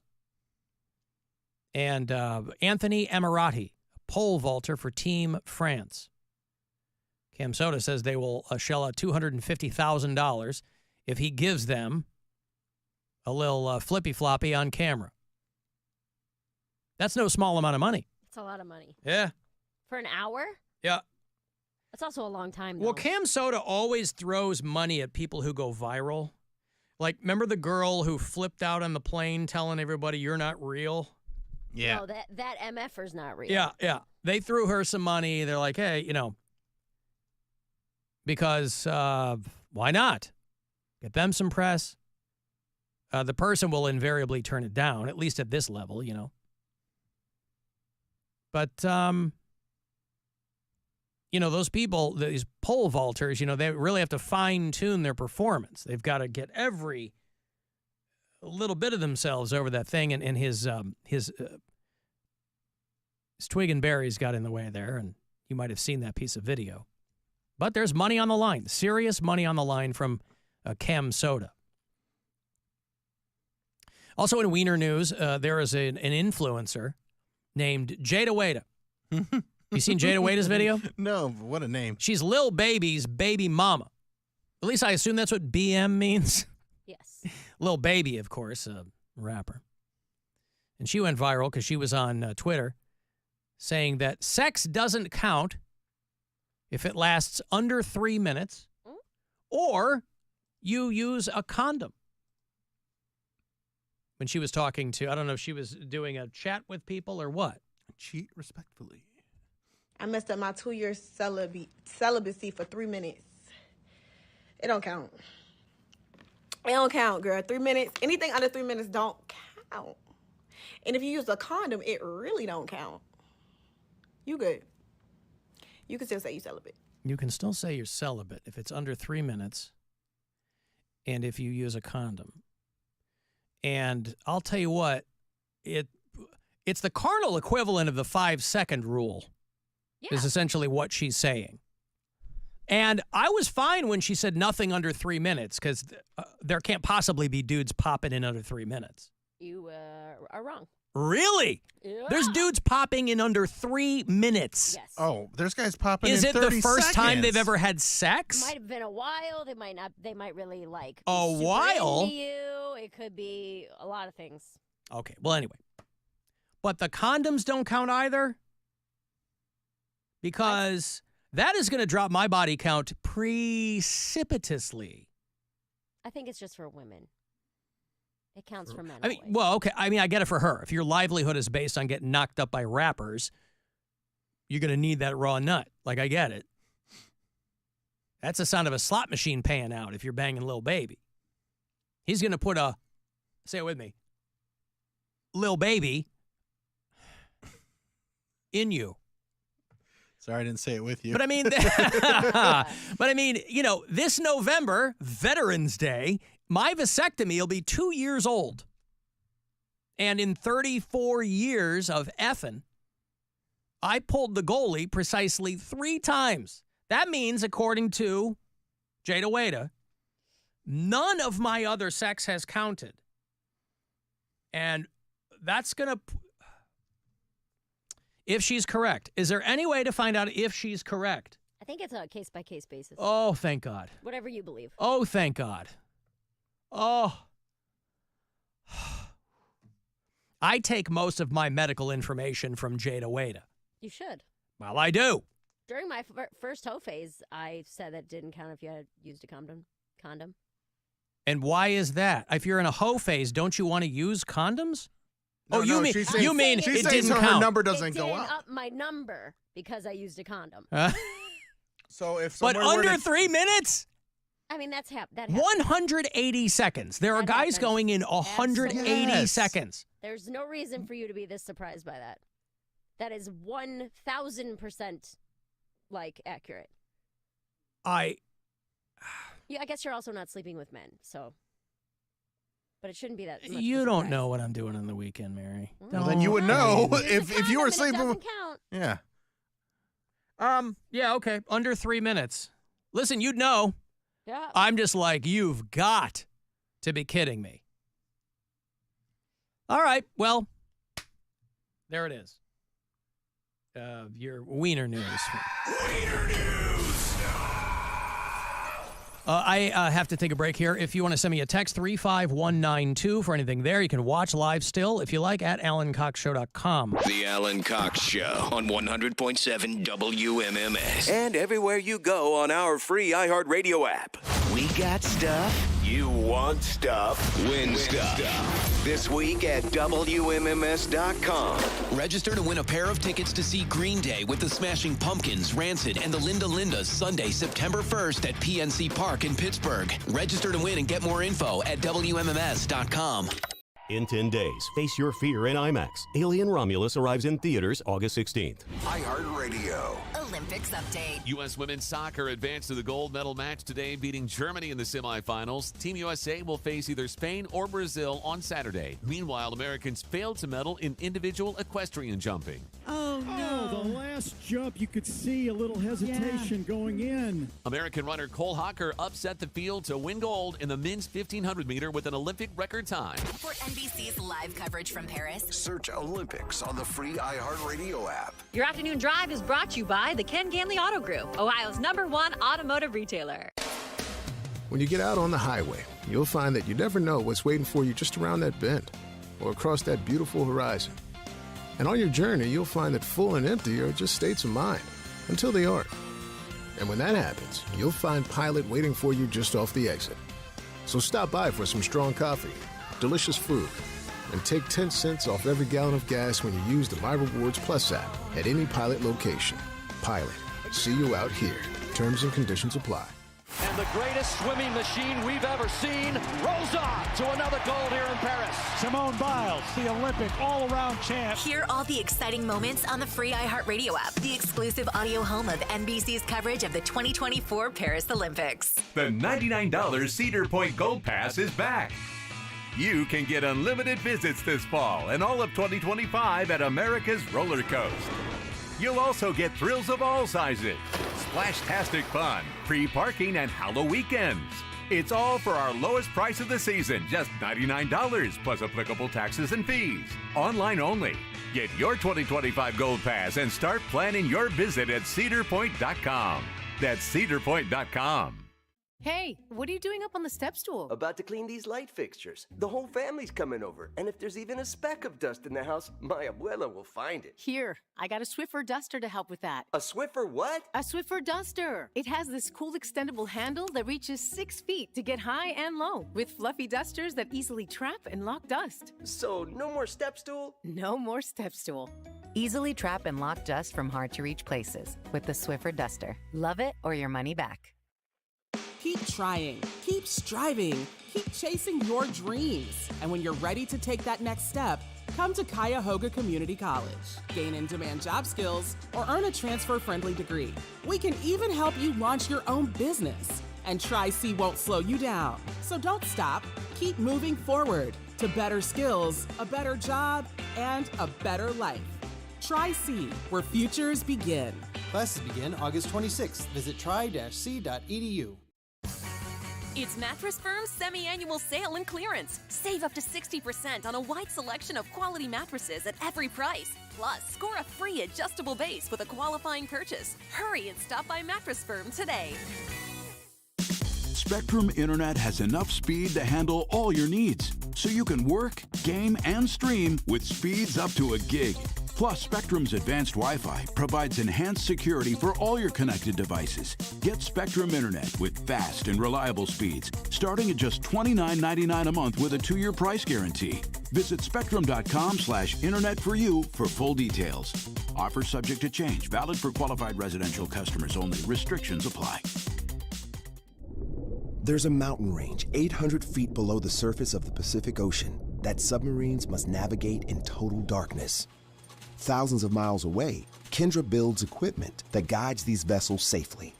2 years ago, she didn't even know there were mountains underwater. Career path upgraded. Learn more about careers in maritime manufacturing at careersbuilttolast.com. Paid for by the U.S. Department of the Navy in partnership with Blue Forge Alliance. That's a deal, yeah. I got McDonald's money. I got McDonald's money. One meal just to make me feel better. All I wanna know.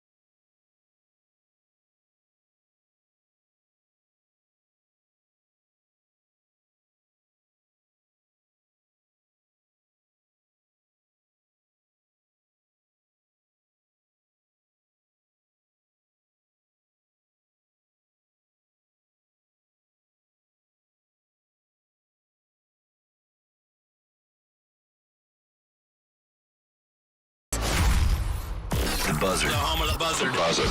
This is 100.7 WMMS. Cleveland. Call the Alan Cox Show. Thanks for turning me on and allowing me to spend this time with you. I hope I can turn you on. 216-578-1007 or 1-800-348-1007.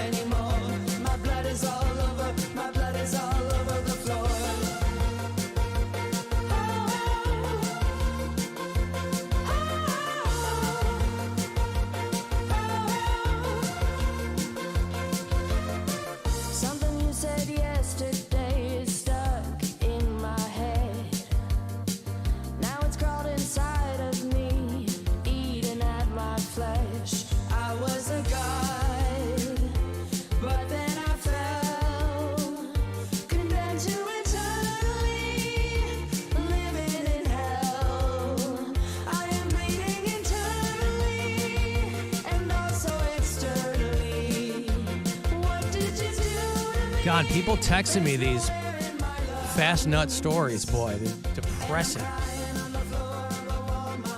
And it's not because I wore condoms for so long, because I haven't worn them for 2 years, and I didn't change my time. You got to control that stroke, baby. Jesus Christ. But Mary knows. Alan, my high school boyfriend, who I was with for 7 years, didn't last more than 3 minutes one time. Well, that's high school, though, right? You're kind of still getting your mojo. The 7 years, I don't quite understand, but I guess it's... I mean, there's some people have a hard time with high school and it takes them longer. Not only that, some people marry their high school sweethearts. Yeah, he was in high school for 7 years. What's wrong with that? No, I think he was in high school for 3 minutes. Oh. They dated for 7 years. Got it. Who was that song? I like that. Oh, the Dream Eaters. That's my new favorite band. A couple of bartenders there in Brooklyn who make these I like it. Wild songs. They were the ones that I've played F My Skull before. Okay. And what are some of their other ones? I Hope You're Rotting in Hell. Those are good. But they're all like very sweet sounding songs. Dream Eaters. Alan, after a 4-month drought, I pulled an NOC. Anybody know what NOC means? I have no idea. Nut on contact. Oh. Okay, so let's unpack. I thought it was Thanks like for nutting. The knock list in the Mission Impossible movies. Those were like undercover people's nut on contact.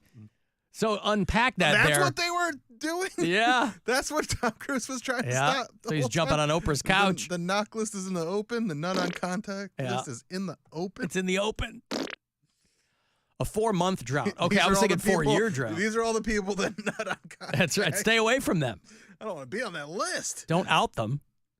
Ving Rhames wasn't on it. Nope. He had the meats. Alan, after a 4-month drought, I pulled a nut on contact, and then I faked it for 2.5 minutes. I don't understand how you can fake it. How did you fake it? Wow. Well done.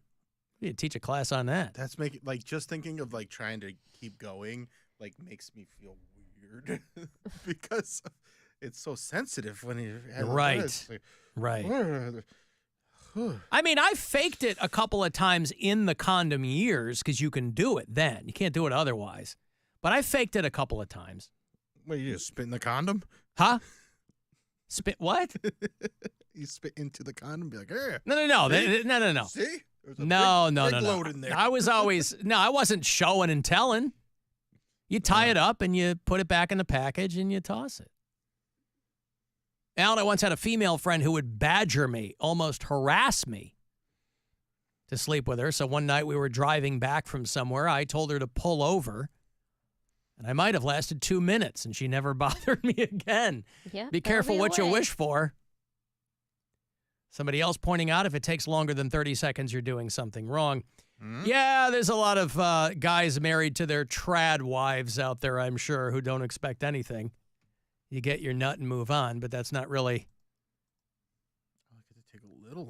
Well, of course.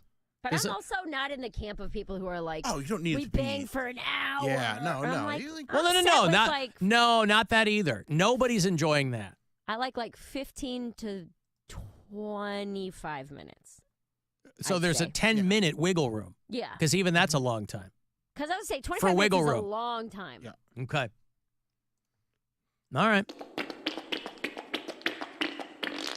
Hey, Jen. Hi, Alan. Can you hear me okay? I sure can. Okay, fantastic.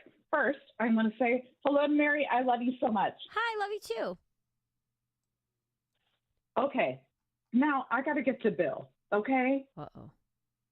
Bill, you said fart your farts. Is that what we're doing? Is that where we are now? I've been saying that for years. Okay.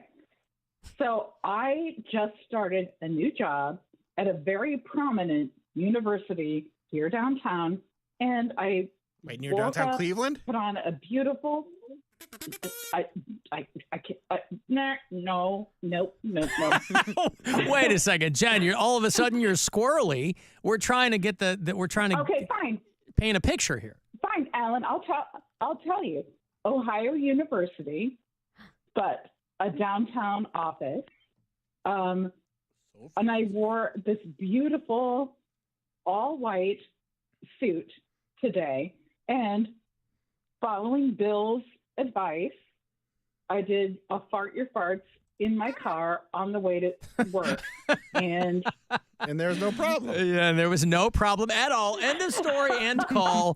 Good day, ma'am. You know what's so annoying about this is now someone's going to be like, oh, all you gonna do is talk about the poop. She's calling to tell us the story. Did you poop your pants? Is that what happened?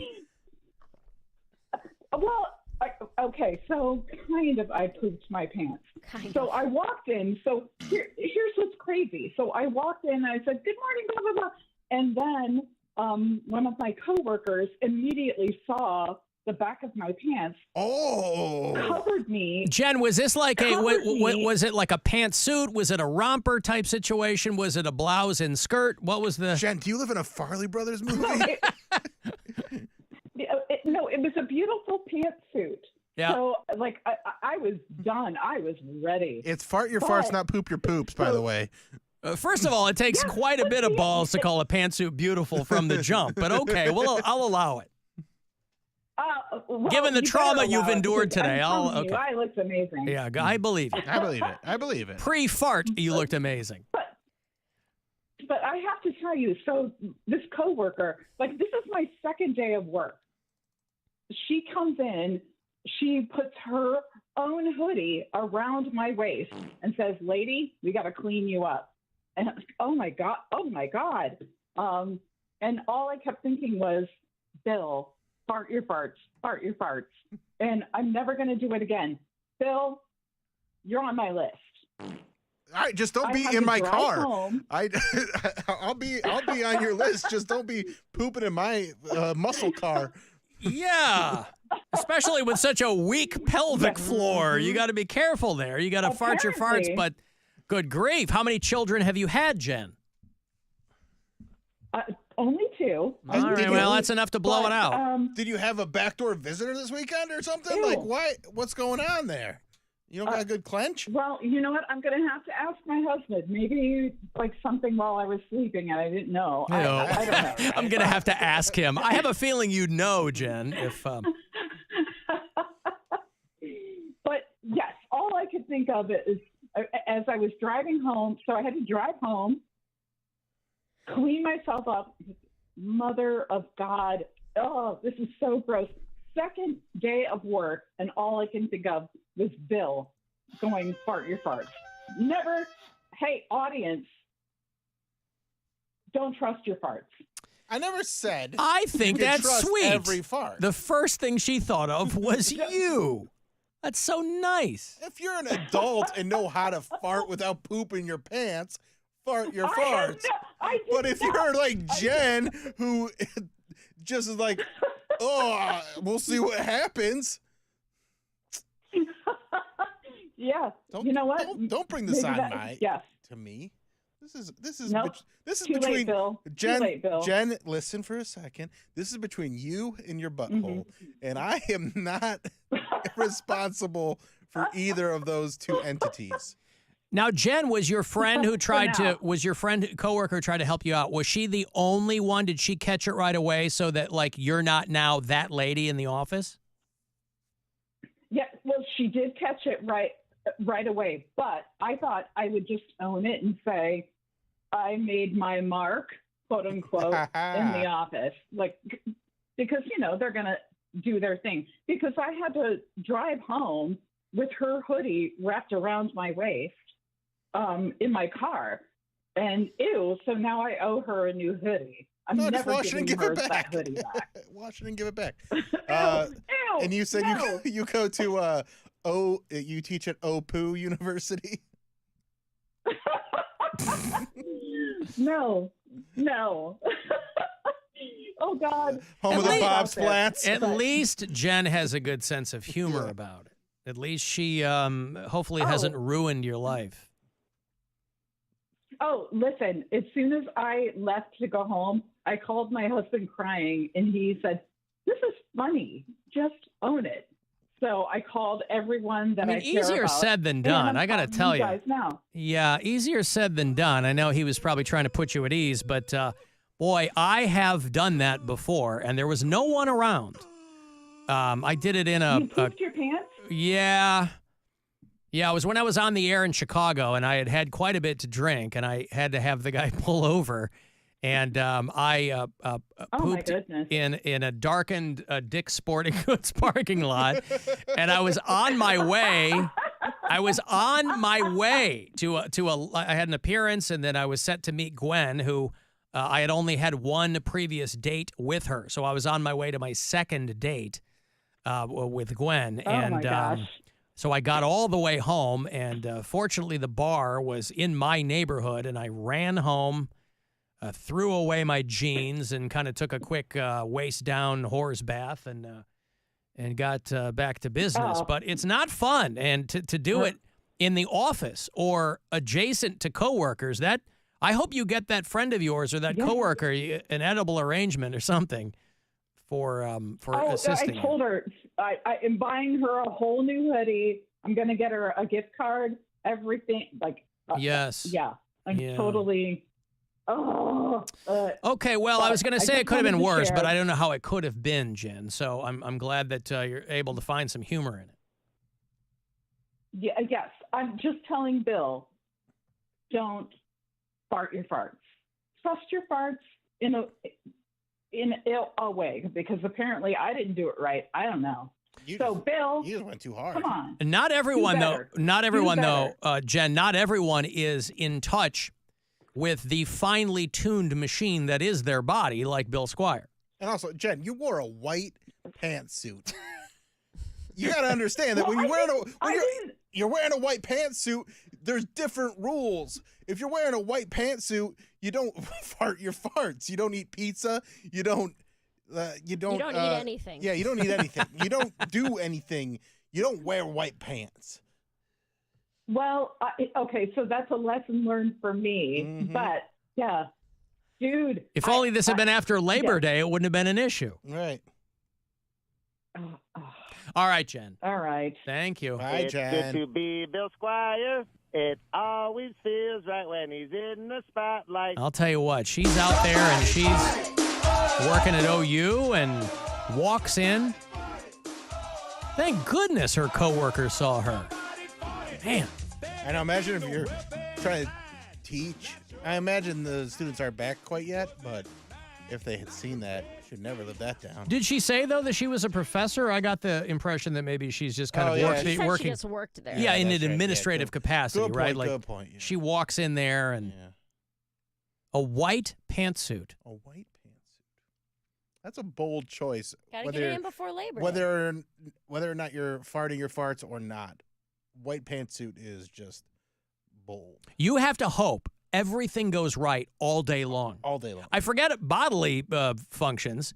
A car splashes you as you're walking to go get lunch or something. You know, a little drip of coffee. Yes. Can ruin your day in a white pantsuit. I'm sitting here wearing my white Deftones t-shirt today, and I've been freaking out all day, and I got a hoodie on. I'm worried anything's going to get on my shirt. Yeah. Oh. I had on a white shirt today, and I changed because I was like, I do not trust. I brought watermelon with my lunch. Yeah. There's no chance I'm not going to spill something on this shirt before my show tonight. Right. There's no chance. Alan, my boyfriend, and I were in Presque Isle on Saturday, and my stomach started to hurt. So I sat down, and 5 seconds later, I let out a little fart, hoping to relieve some of the pressure, and I pooped myself. I had to go commando the rest of the day as we walked all around downtown Erie with my underwear rolled up in a ball in the trunk of my boyfriend's car. That's what you call You don't save those. true love. Yeah, why And would you also- put those in the trunk? You throw them in the nearest street side receptacle. And if you're walking around in Erie, you can have a load of poo in your pants and you're going to fit right in. Bill doesn't like Erie. I like Erie, Pennsylvania. I'm not saying I don't like it. I'm just saying some of the people there got poop in their pants. Yeah, well, walk right out here in front of our building. Nobody poops their pants in New York. Nobody. I don't have to Nope. worry about They that. shake it out their pant leg and From right what into I the can street. tell, they do it predominantly in the stairwell of our parking garage. Yeah. Not in their pants. Yeah. All right. Well, listen. Thank you, Jen, for that anecdote. Hope you have a better day tomorrow. Wear darker colors. Get a brown pantsuit. There you go. It's slimming. All right. You want to get the last word in? Shoot me a text 35192, and we'll be back. It's the Alan Cox Show. On our free iHeartRadio app and your favorite smart device. Just tell it to play the Alan Cox Show. On iHeartRadio. In 10 days, face your fear in IMAX. Alien Romulus arrives in theaters August 16th. This is Katina Mobley. This is what's trending from iHeart Sports Network. Presented by Innkeepers Tattoo. The U.S. women's soccer team will play for an Olympic gold medal after they beat Germany in today's semifinal match. A well-connected Cleveland area blogger is reporting that the Browns will announce plans to build a new stadium in Brook Park later this month. And Browns wideout Amari Cooper may not be in Cleveland for much longer, with ESPN reporting Cooper will be part of a trade for 49ers receiver Brandon Ayuk. I'm Scott Davidson. Visit innkeeperstattoo.com to see the 6 qualified tattoo artists and all the swag you need to stay fresh all season. Book your appointment now at innkeeperstattoo.com. That's innkeeperstattoo.com. Tired of overpaying for wireless with Verizon? Now you can put T-Mobile to the test for free. T-Mobile's Network Pass lets you test drive America's largest 5G network for 3 months while you keep your current phone and carrier. Get real-time stats and see how T-Mobile's coverage stacks up against Verizon. Plus, families and small businesses can save up to 20% versus Verizon when they switch. At T-Mobile, you don't have to choose between a great network and a great price. You get both. See for yourself with our no-strings-attached 3-month free trial. Download the T-Mobile app to get started today or visit our store to learn more. One trial per user. Compatible unlock 5G device required. Plan savings with T-Mobile third line free on essentials or Go 5G Plus via monthly bill credits versus comparable available